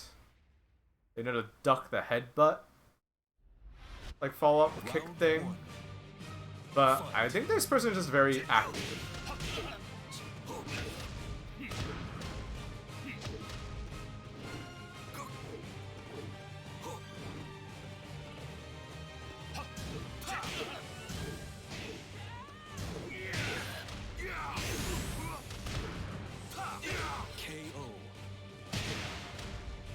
Yeah, it can be tricky. Yeah, like, this guy could just know that he's, like, plus on, like, everything, so it's, like... He knows that I know he's plus on everything, so it's, like, you know, it becomes, like, a game where it's, like... Is he beating me because I'm just afraid to push buttons? It's hard to tell sometimes.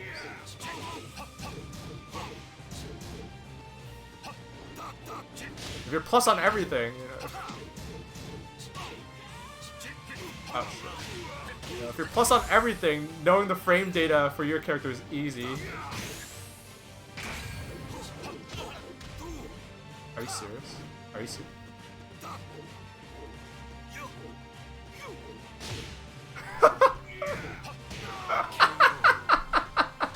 I should have used the low. This person is good at like not psyching themselves out because they didn't like freak out.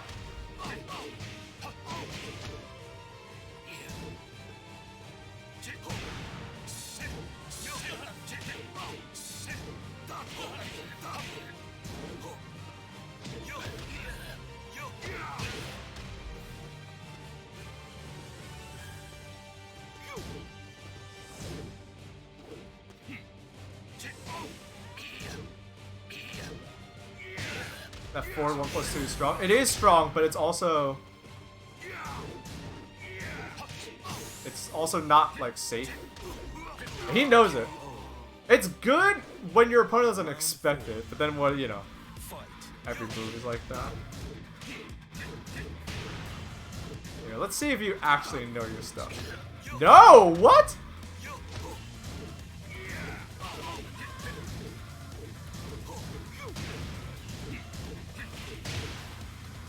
Okay, maybe I was freaking out over nothing.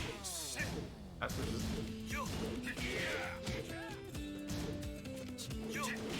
Oh, fuck.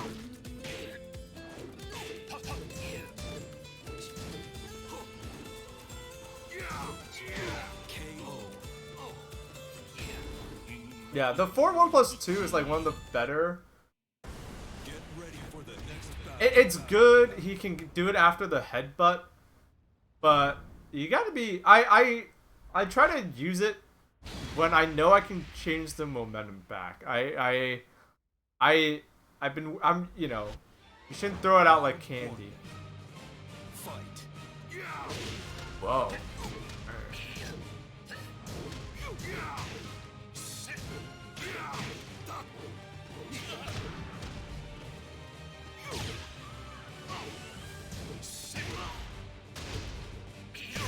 Whoa! Whoa! Round 2. Woof. Fight.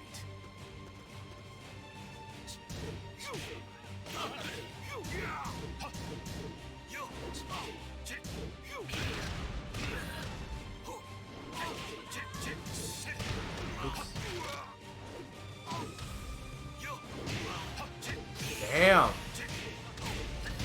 It's like my kryptonite right now. Oh, he's styling on me. Round 3. Fight. This person's like... This person's either an unranked warrior, or they're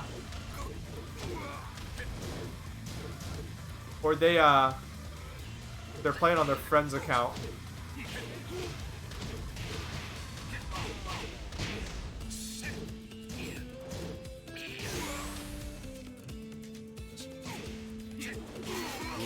Or they're smurfing, but I don't think that's gonna happen.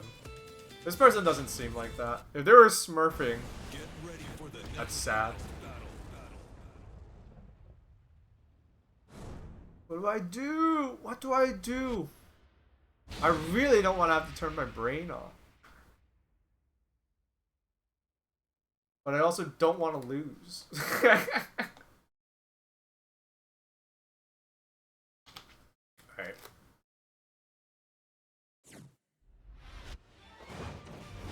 Round 1. Alright. Fight.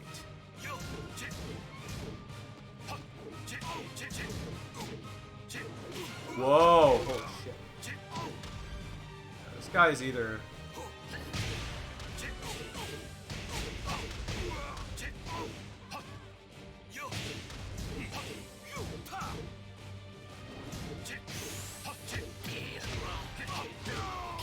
I think this guy just knows the matchup really well. Round 2. He doesn't know everything. Oh, yeah, but he knows. He knows the matchup. He got hit by that last time because he was trying to jab me out of it, which you can do, but it's risky. It's easier to just sidestep.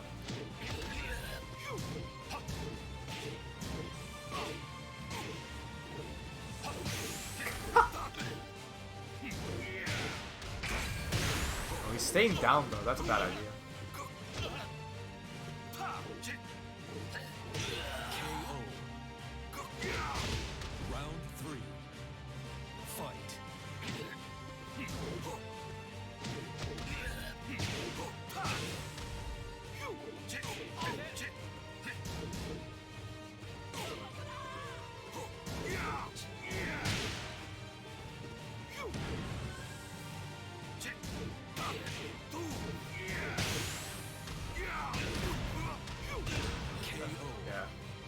shouldn't stay down against Baaulp. Like, you want to vary up how you wake up, but like staying down on Baaulp, like, he has a lot of moves to just punish that, especially if you're up close. He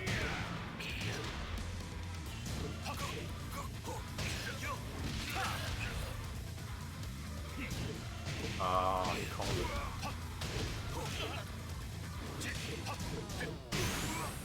Why am I hitting buttons? Shit. Final round. Alright. Fight.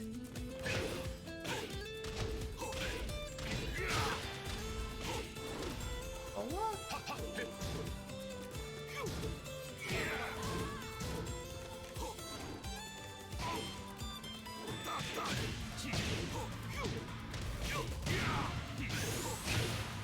That's a shot.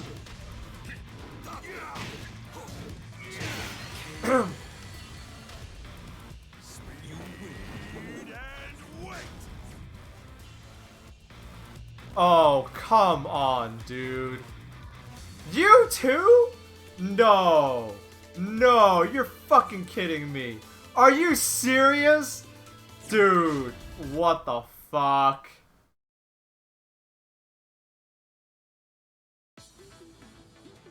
If anything is gonna kill the Tekken scene, it's people like that. We're not playing ranked, chat. Remember, we're not playing ranked.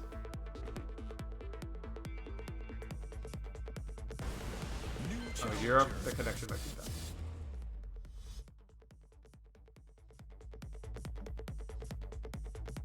I crank it up from like 0% to 35% and you're already like running? Like, I want to play the game, bro. Like, look at this! I can't even wave dash anymore on player 2 side. I'm that rusty.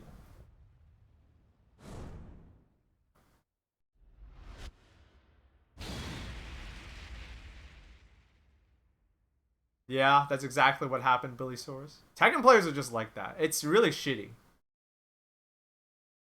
It's really shitty. This is not ranked either. Like, I'm playing ranked specifically because I want to go up against people who are better than me. Like I want to play people who are better than me. So, like, I'm willing to go, but, like, I win once and then they bail. It's like, fuck that. Round one. Fight. Whoa, that still reaches?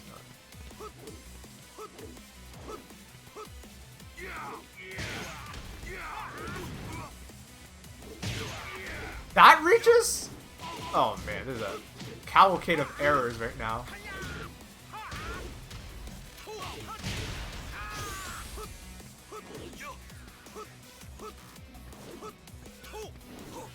This is how you know lay players that don't do this don't actually. I don't consider them real because they're not actually like they're relying on tricks.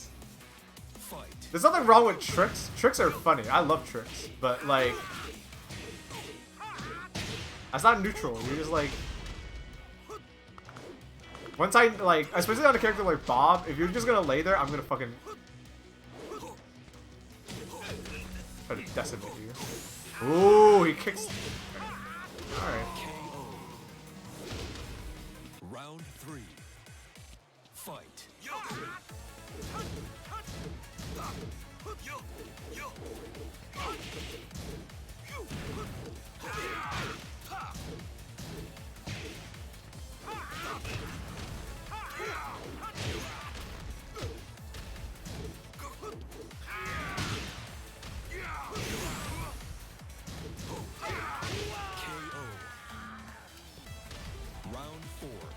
Tricks and Razor Rush?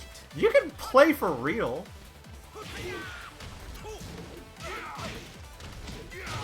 Nice, freebie.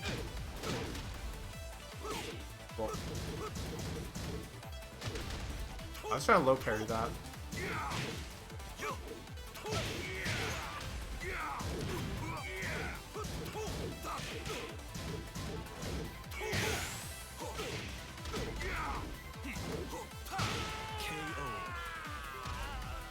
Final round. Fight.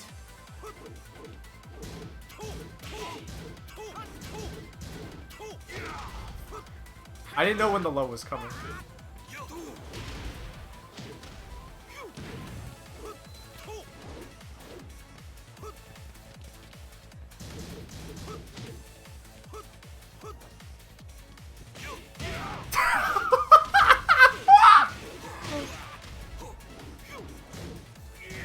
fuck it. Ah, fuck it. Ah, fuck it. Ah, fuck it. Alright. I didn't know what I was doing at the end there, but it worked. I just did the moves. Get ready for the next battle. Don't let anyone tell you fighting games are hard. Just do moves. Talking shit about tricks. No, that was called keep out log. Round 1. Fight.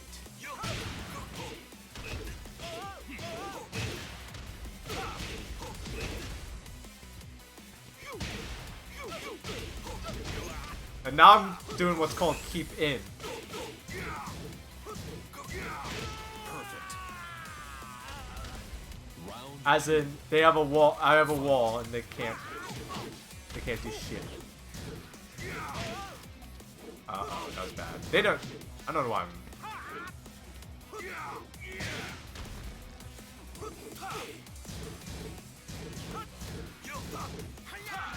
There we go. That's what I want to do.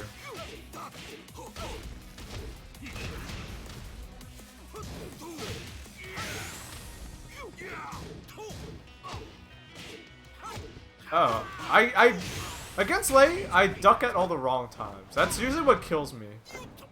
But I think that's like character familiarity, right? Like I don't know what the strings look like yet, so that's I like.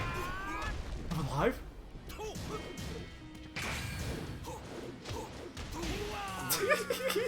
He's stuck it at the wrong times too, so I guess it's okay. Fight.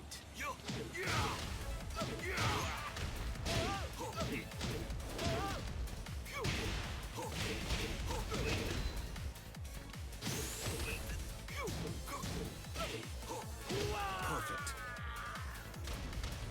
Not you bad. Win. I'll fight you anytime. Get ready for the next battle.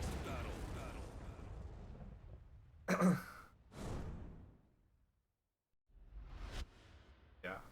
It's okay to play a character that's all tricks, but you gotta have the basics to back it up. You can't just get taken to a wall, the smallest stage in the game, and then just crumple because you don't know what you're doing anymore. Oops. Oops. I'm making a lot of mistakes right now.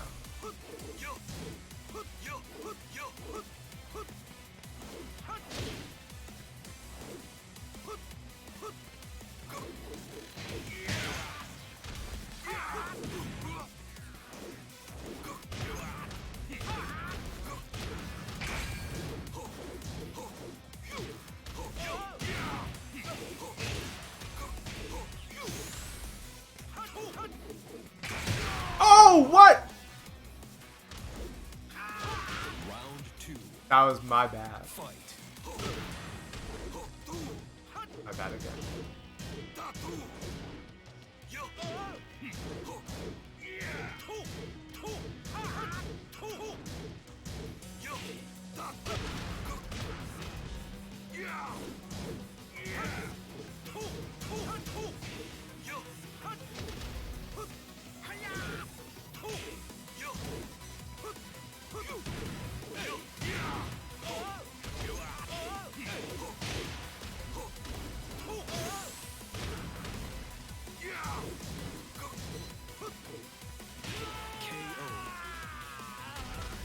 Round 3. Fight.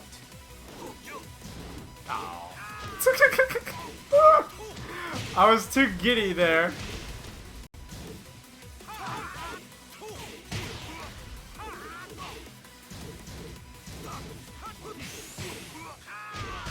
Perfect. I was too giddy. Round 4. I was too excited. Alright, he's gonna stop.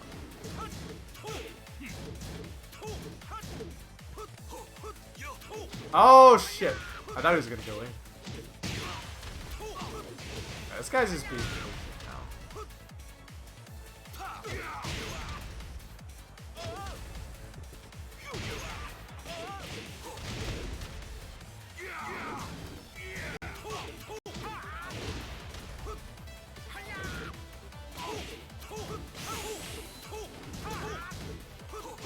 Ah! You lose. My character unfamiliarity The next battle. is biting me. Ugh. It's 5:52. I think we'll play a little bit more Tekken, and then we'll switch to something else.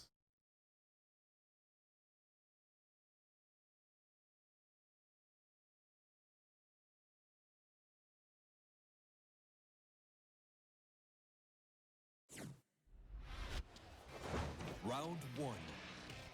Fight.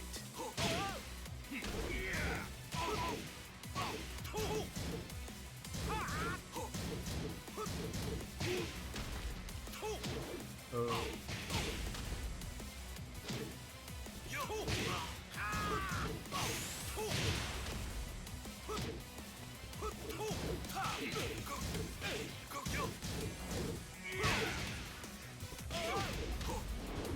Oh my god, what? KO.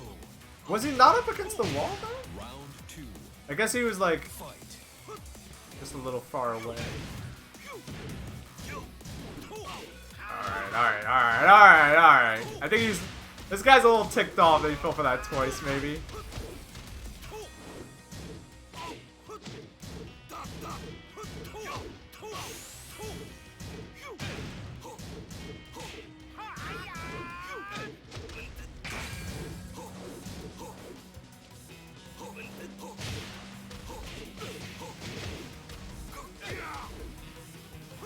Oh, that's bad.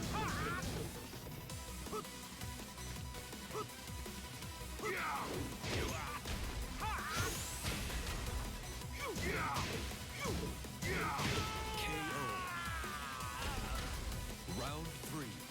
This is one of his defaults, yes.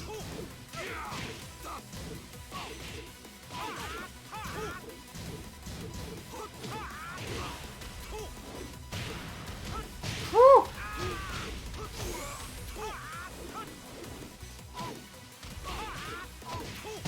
KO. Round 4.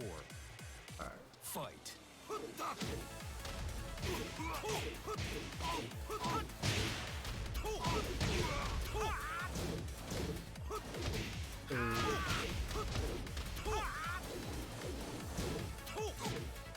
Uh-oh. Uh-oh.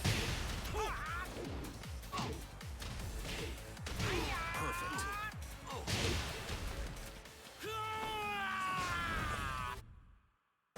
Get ready. I should have just stayed down. Is this person just hit me with the low over and over again? Because I didn't know what he... It turns out he was, you know, it was the no mix-up, but... What can you do? Round 1. Fight.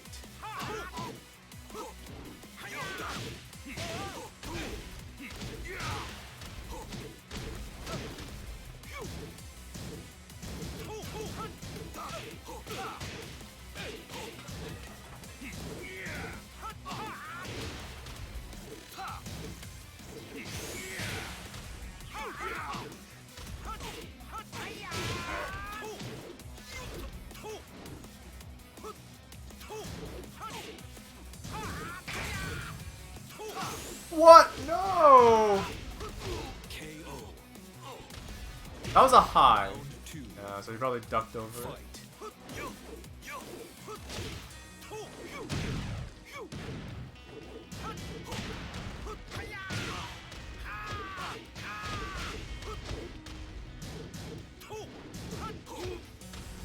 I'm pushing too many buttons.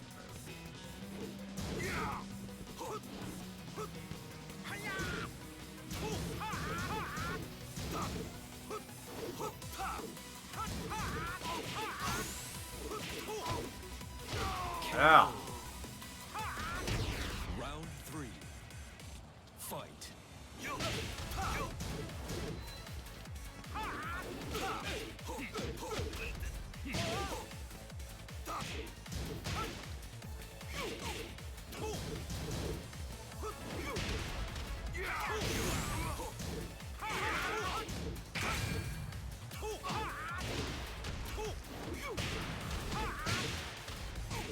keeps going, huh? Yes, you're holding forward! Fuck you!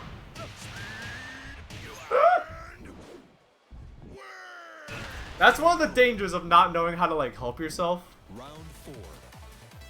Fight. Sometimes it's the best thing to do is, like, not do the thing. That being said, he's probably gonna win. 'Cause I have too much respect for you.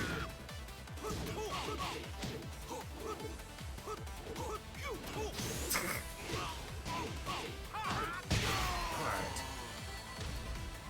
And you just do the low every time. And I think, okay, you're gonna stop doing the low. And then he does the low.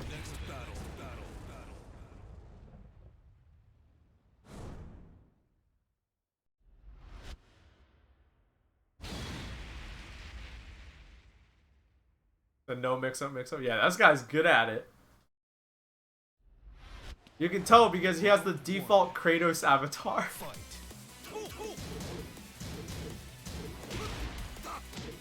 Alright, here we go. No respect.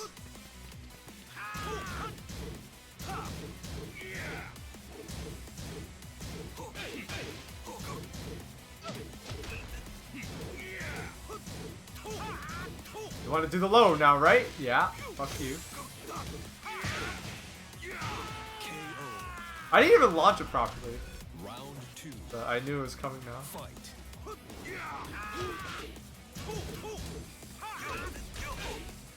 Yeah, and you want to do the low. Here, here's my low. Oh! Okay, he doesn't respect it yet. That's fine, that's fine.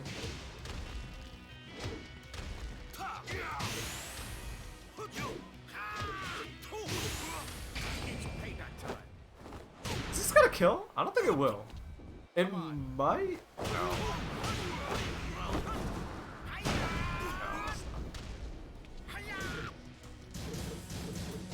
Oh. 3. Fight.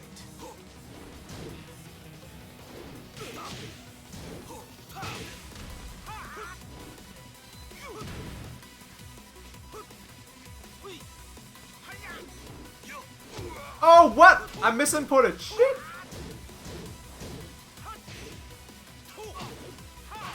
Damn.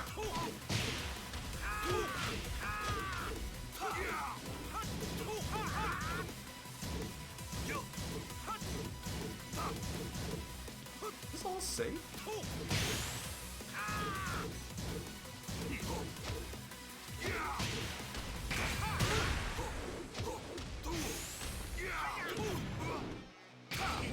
Oh shit! Oh, you can do it to me too, huh? Ice. That's fair. It's fair. I fell for it too. Round 4. A person as gormless as this is of course gonna do it.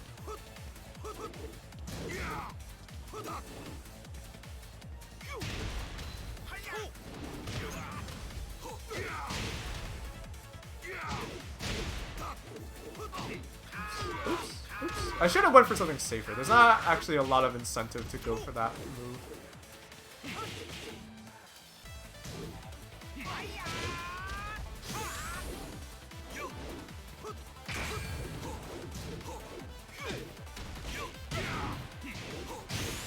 Can we cheese it? Can we cheese it?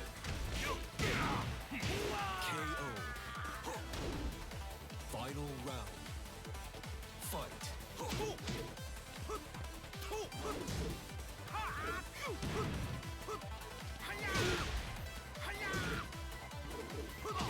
I'm not, yeah, I need to sidestep that shit.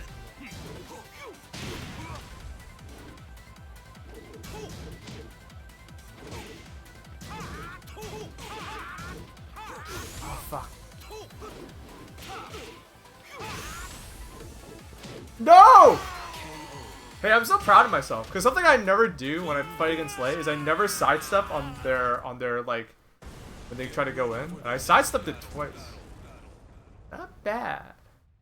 And I'm doing that with my brain turned off. I'm stupid today, so... If I can do that with my brain turned off, I'm getting somewhere. I could have had that. That was a close one.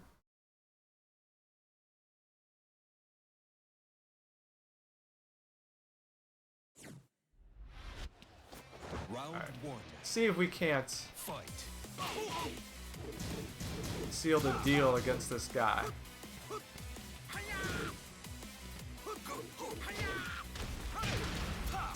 Oh, dude. Wow, what? You're supposed to get like a guaranteed follow-up there. And I didn't get it. I don't know. What the fuck is happening?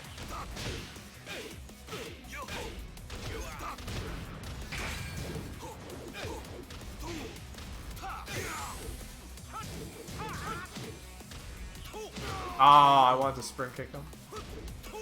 Round 2. Fight. Ah, the moment I stop ducking, he goes for it.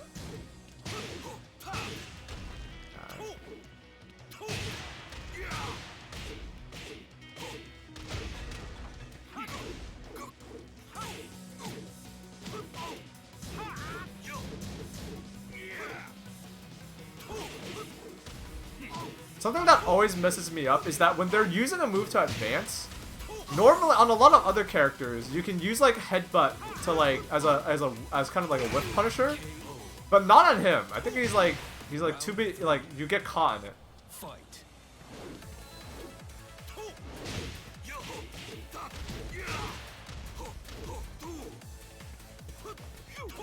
Whoa, that didn't reach.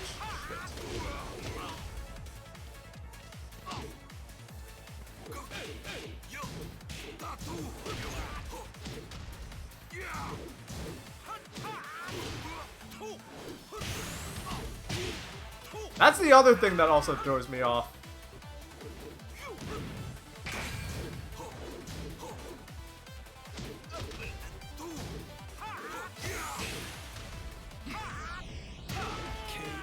Is that like Round 4. normally Fight. like with his strings like I shouldn't talk while playing.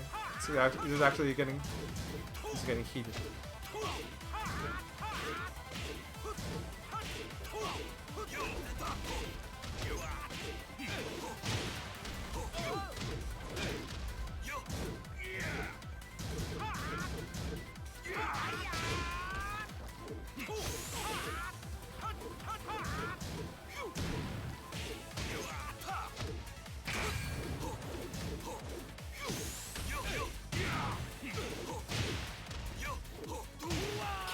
Wow, that dropped and he's still fucking. Final round. I got lucky. Fight.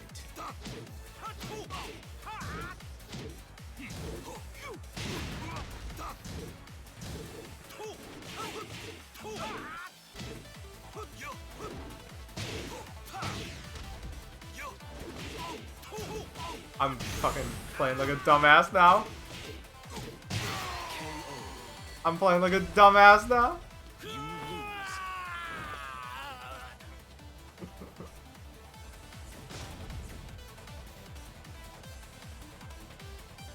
This person's sick of winning.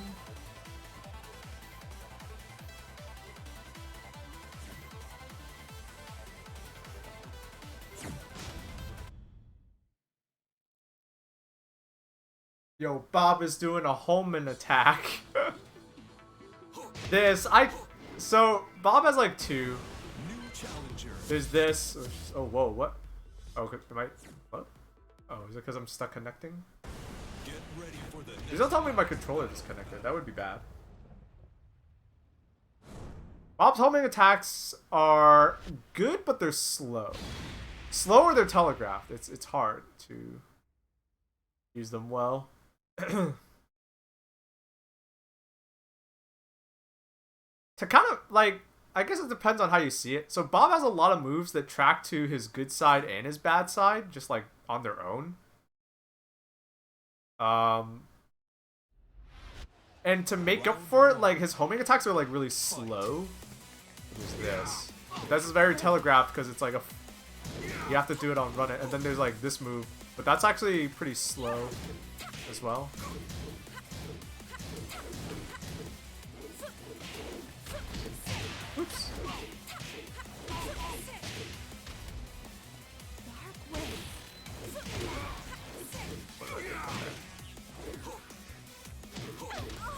young Tedrack Glash. Baaulp. Yo, thank you, Mefio TV.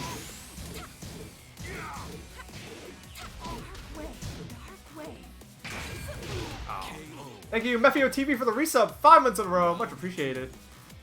Fight. Oh, that I should follow up.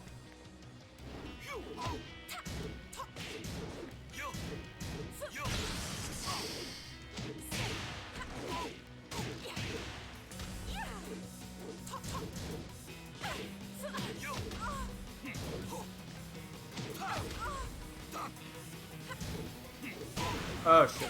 I don't play Tekken, but I like hearing about this sort of stuff. I mean, all fighting games are dope. Once you get into like the nitty gritty of it. Round 3. Fight. Tekken is just a fighting game. What I heard was very interesting. So apparently Harada's pretty active on Twitter. And according to Harada, Tekken is like really popular outside of Japan. Like Tekken is like the majority of Tekken's player base is in Europe and America and South America. It's not as popular as other fighting games in Asia. Like obviously there's a scene. Like there are Tekken players in Japan and Korea and like Pakistan, but like they're like, yeah, a majority of the player base is outside. For this specific fighting game, it's outside of Asia. Fight. So maybe those like Levi commercials, like Levi cross like Adidas ads paid off. You know? It's not in the way they expected.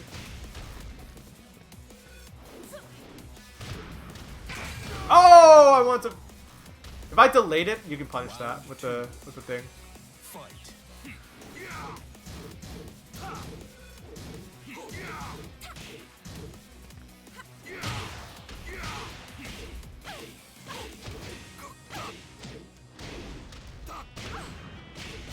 Splash.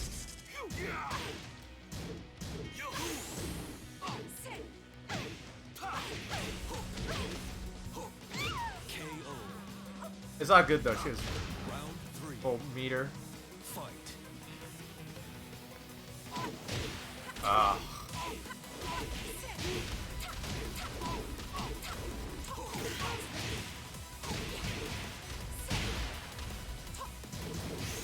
So Bob has like a really, compared to the other.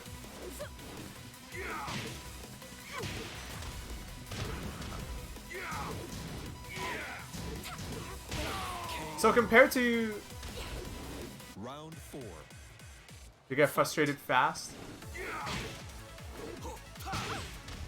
If you get frustrated fast, I will say, if you get frustrated fast, fighting games are gonna be hard for you to get into, Metroid. Like, look at this! This vampire chick is just owning me. Oh. Oh, no, back in it.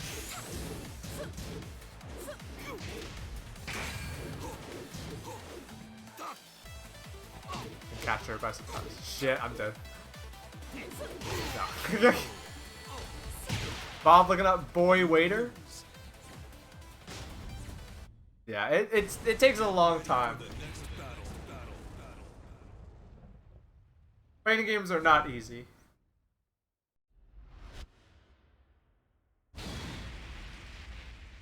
They're not easy, but the hurdles, like once you get past the hurdles, you'll be fine.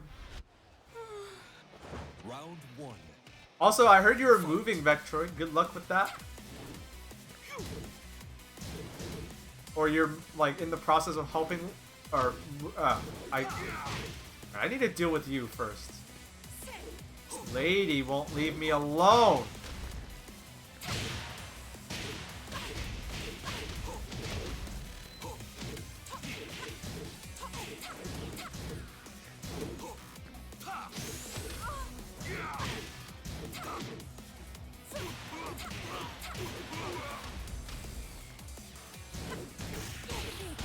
Ah!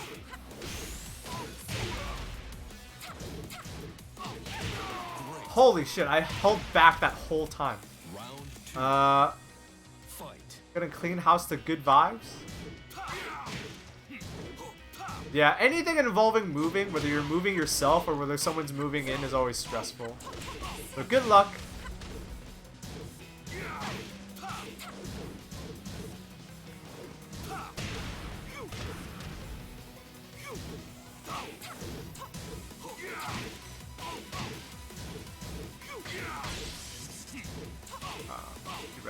You read like a fucking book.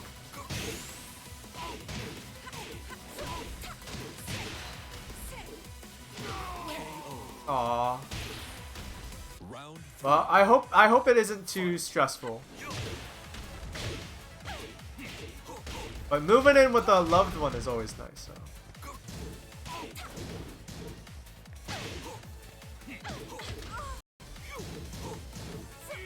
Oh shit! It's bad.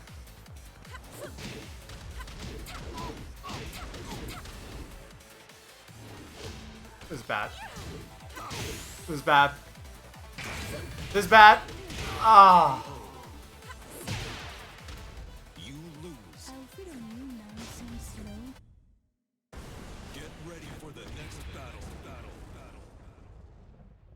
Ugh. Yeah, this is one of those matchups where it's rough. I feel like Bob's bad matchups are, so Bob has above average range. So anyone with low range is like Bob can kind of just manhandle.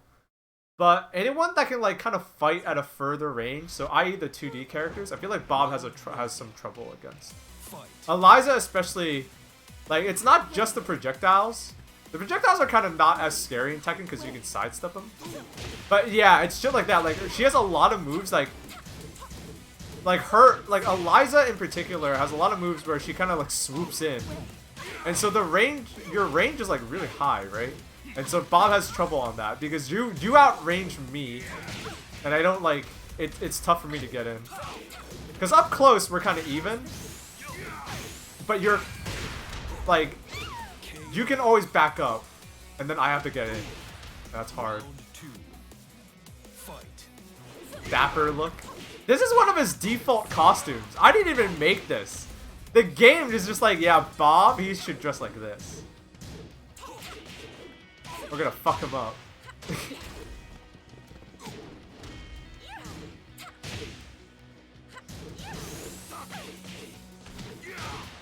Like one of those soft... Oh, what?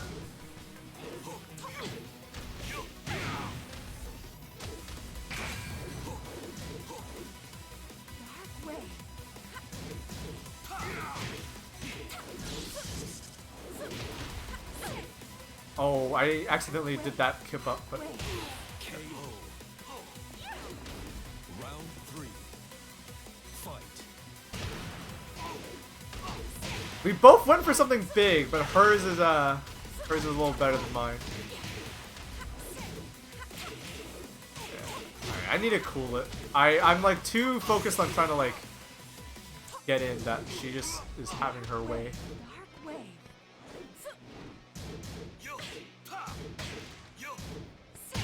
KO. Round 4. Yeah, Fight. every character has a like shiny costume. Some characters have like 2.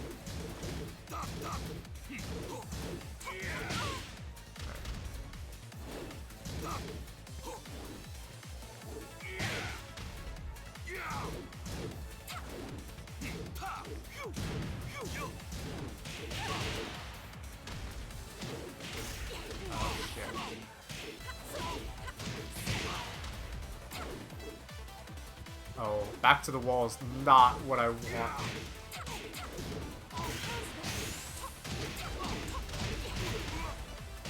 KO.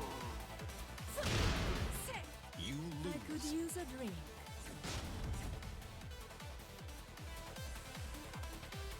Ugh.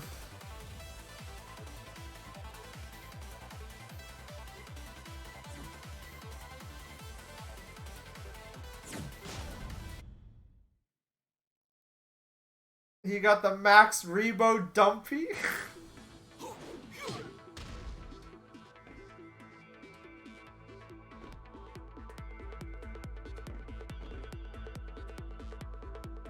Wow, I'm rusty.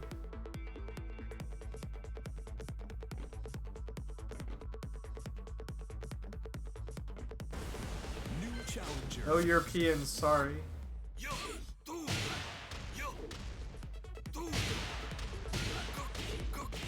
This chick's costume, she's like a cyber ninja. So she's got pauldrons and like armor, but not enough armor. So fun fact, in the older Tekken games, like in Tekken like 5 I think, there was a character called Raven who is basically just Blade. They wanted Blade in the game, so they're like, we can have a Blade too. So they made Blade, and he was like a ninja, and his name was Raven. And then they announced this character who's her, that's like, who's Master Raven. So like, turns out he was just like he wasn't even at the top. This is his master. New challenger. Yeah, you can get matched up against... There's no region locking in this game. I just declined them because the connection can be kind of eh.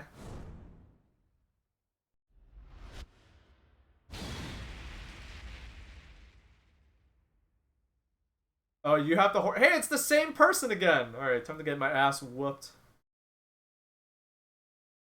You have the Hori stick? Yeah, that one's a keeper. Hori sticks tend to be pretty... Uh-oh. I don't mind. I'm playing, I don't care if I win or lose. Not really. I'm just... If anything, I'm just trying to get back into the swing of things. Round one. I'm out of practice. If I was a little more in tune...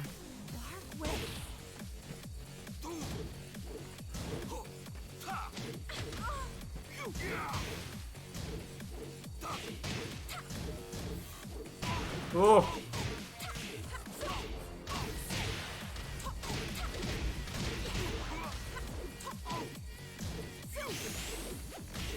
Yeah.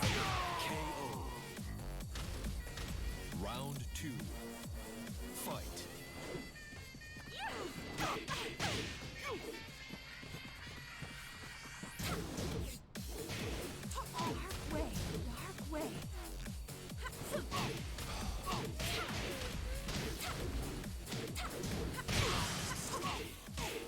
Yeah, the other problem why she's a lot of trouble for my character is like her character has a comeback mechanic, I don't. So like even if we're like going toe to toe, like she's building up a resource that my character just doesn't have. So if you combine, it sounds really mean, but oh fuck.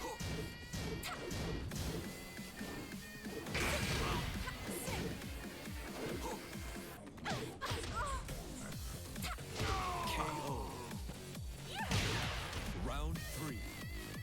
Fight.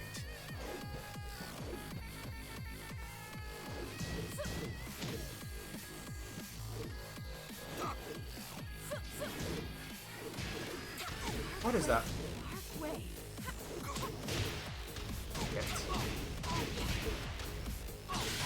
Whoa, I tried to low parry there and it didn't work. I guess that was a kind of high risk thing too. Perfect. I could use a drink. Fighting games have seemed way harder on stick than a PlayStation controller though. That's what I'm using to play. I'm using a PlayStation 4 controller. No rematch? You don't want to just beat me up? No. Some people like play fighting games on a D-pad. I do it because I couldn't afford a stick at first. Challenger. If I really wanted one, I could get one now. But at this point, I'm too used to the controller I have. Trog offered to send me a stick, but he has yet to do that. And it's he said he was willing to do it for free, so I guess I'm not. I think it's more. I think stick is more precise, but at the end of the day, if you do whatever, I think at the end of the day, it is whatever. Like I've seen people play on like everything. People win tournaments on pads, so it's whatever. Round one. Fight.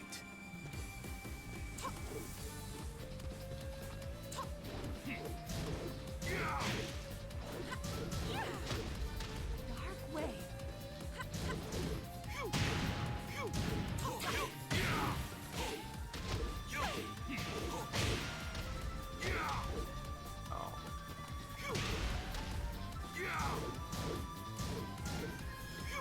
Ooh. It looked like in another world that would have hit, but not in this one. Oh, what?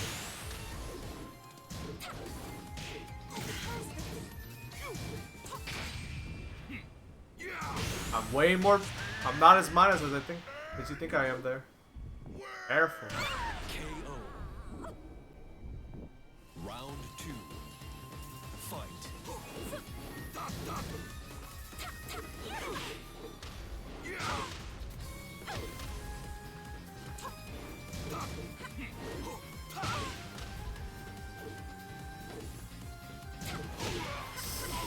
Oh, of course I had to hit a button. No.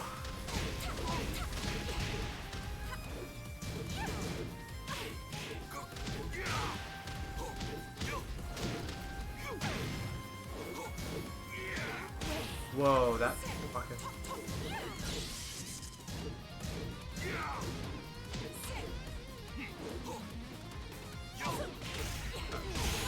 Yeah, I'm dead. KO. You should know all this person's moves by now? Fight. What the fuck are you talking about?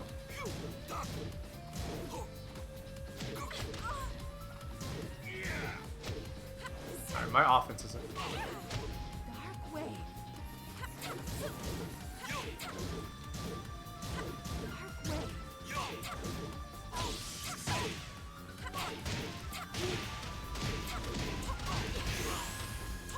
Have you ever played a fighting game before? It's usually not a matter of knowing their moves. It's a matter of, are you gonna be able to fucking stop them?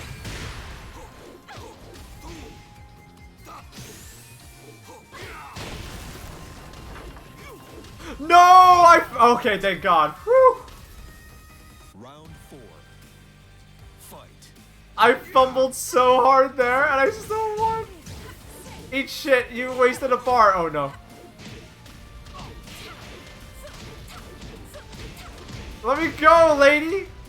Shit.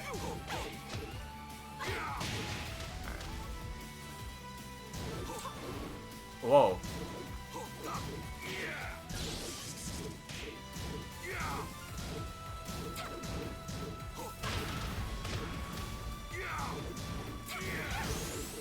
Oh, you serious? You're aiming for punishment. KO. You win. And wait.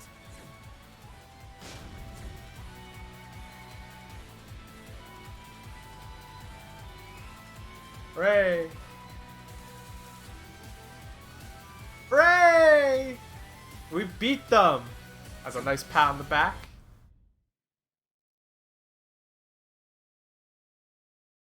Yeah, when Tekken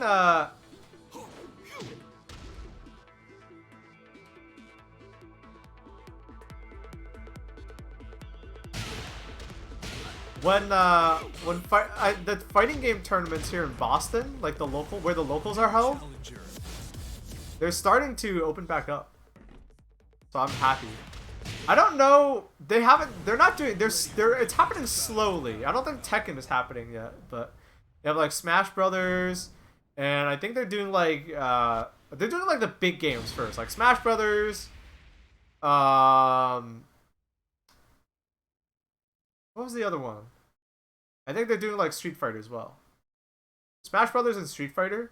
So no Tekken yet, but it's a good sign. It's a good sign that things are slowly like happening again. Low key, I really want to bring puzzlers to Evo. Round Dude, one. people go crazy in the side games. That's where the real shit goes down. The money matches.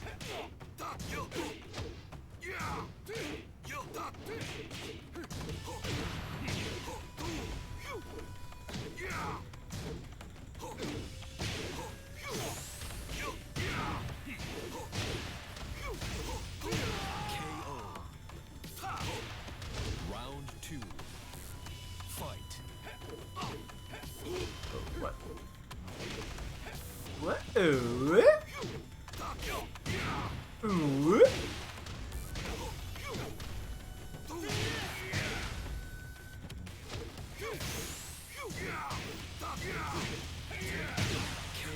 Manhandling this pizza guy. Give me my pizza! Three. Fight. I look like one of Gold Member's henchmen, you know? Oh, shit! I thought I could punch that.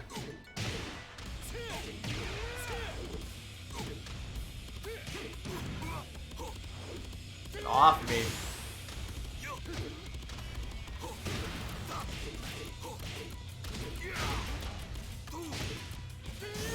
Oh, shit. Armor move. Beam, Sapim! Yo, John with the raid. Welcome.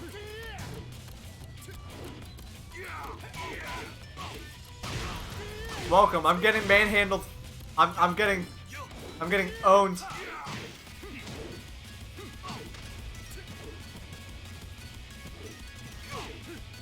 Oh shit. This guy's adapting. Welcome, welcome. Let's see. Hey, let's see if I can beat this guy. Nope.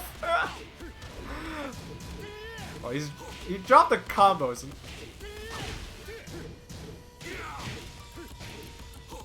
Too slow. That move is slow.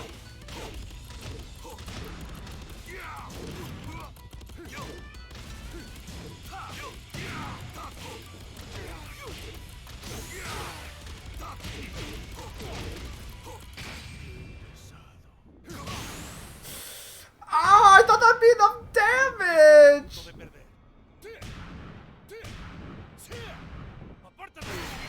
Ah. Sigue así. Get ready for the next No. No.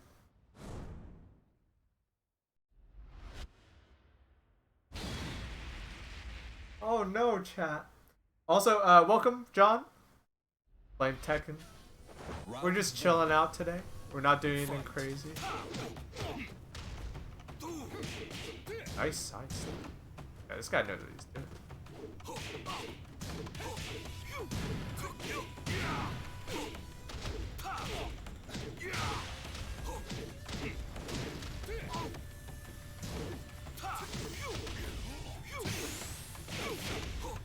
KO.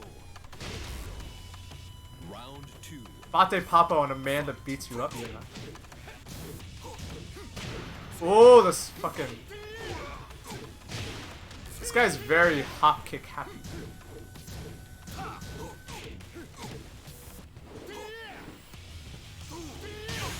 Oh shit. I think I'm just dead. Alright, no, we get one chance.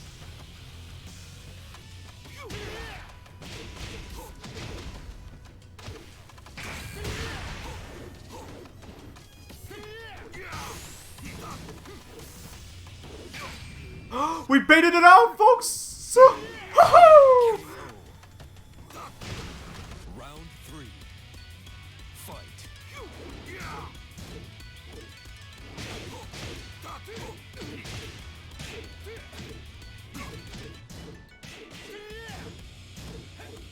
Oh shit.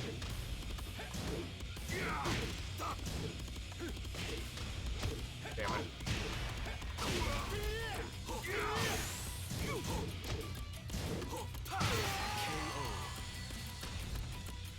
Yeah, that was clean. That was clean. Oh, shining. Get ready for the next battle. Your eggs have gone bad? That sucks.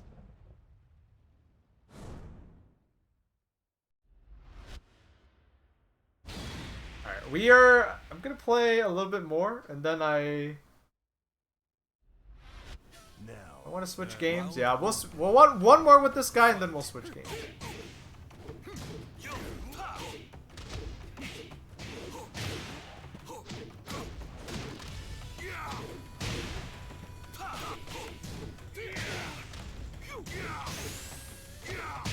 KO. We might play something. You know what we're gonna switch to? Fight. We're gonna switch like. Oh, I wanted to hop kick him because he's been hop kicking me. Oh.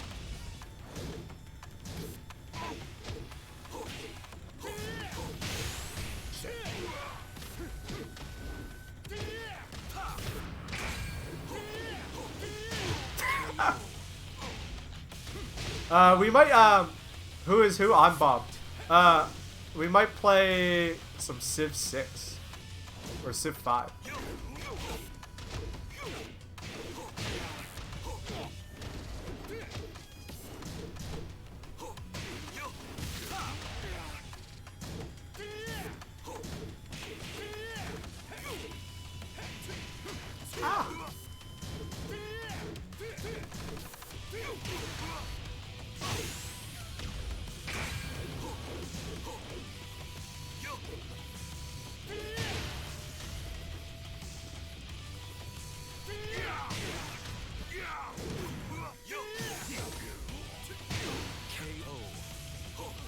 Round 4.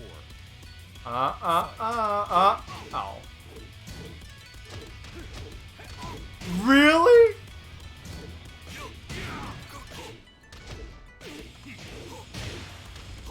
Fool me once, shame on you. Fool me twice, shame on you.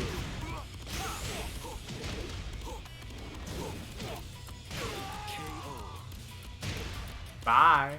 You win. Crusader Kings? I've thought about it, but nah.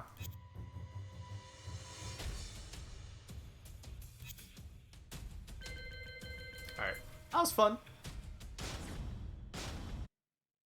Tekken is a fun game. Good and nice short bursts. What time is it actually? Whoa, my bitrate just went down. That's not good. Let me make sure that... Okay, no, that was just like a momentary hiccup. Oh. So we started the stream late today. We started the stream very late today. That was almost on purpose because I'm busy. So we might just oh. Do I or do I not want to keep the stream going? I think I might just end the stream, to be quite honest. There's a whole lot of people that I wanna... A whole lot of stuff I need to get done. A lot of things I can talk about and a lot of things I can't talk about. Wink, wink. Before I leave you guys hanging, though. I wanna rep the fight zone. So, the fight zone, the wonderful John who just raided me, they were running a Street Fighter 5 tournament today. And if you want to learn how to play fighting games, I highly suggest you come join us. There's a link right there. Join us if you want to learn how to play fighting games with some other cool folks. We got a whole server of good people who are all beginners or relative beginners. And you can come play fighting games. I think it's a good place where there's like... It's a bumping place. Yeah, it's tons of fun. And it doesn't matter which fighting game you want to play. We run tournaments, little tournaments, and there's like there's a community for almost every game. I think every game but Mortal Kombat, so And that isn't because we particularly hate on Mortal Kombat. I just think we just don't happen to have players who play that game. Alright. So, I said I'd start this stream late and end it early. Not because I didn't want to stream. I didn't want to have to do that. I was going to go live at 2 and end at 7. Like, straight 5 hours like normal. But, yeah, I ended up having a lot more to do this week than I thought I did. A lot of boring behind the scenes stuff. Not even necessarily things that were you know, necessarily like exciting. Just shit I had to do, you know, like paperwork and shit like that. So, apologies. The stream is getting cut short. Apologies. I'm sorry. I'll be back next week. And I promise next week will be much more exciting because I think E3 starts I think E3 starts like on the 11th, right? So there's going to be E3 starts like at the end of next week. We're going to be talking about that for sure. So don't worry. While this week was a little short on streams, next week we will definitely make up for it. Don't worry, guys. And yeah, I gotta work on stuff. Baaulp taxes stream. I already did that. But yeah.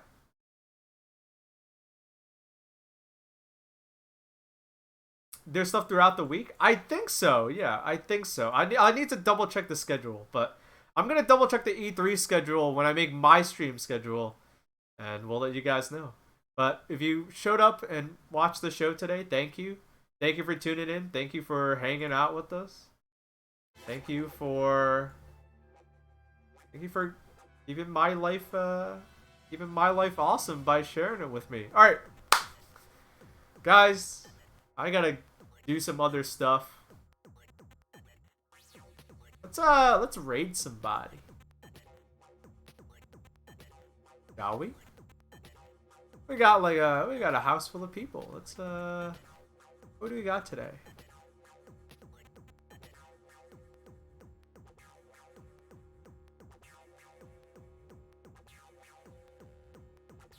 Hey, this person's playing WWF No Mercy. Hell yeah.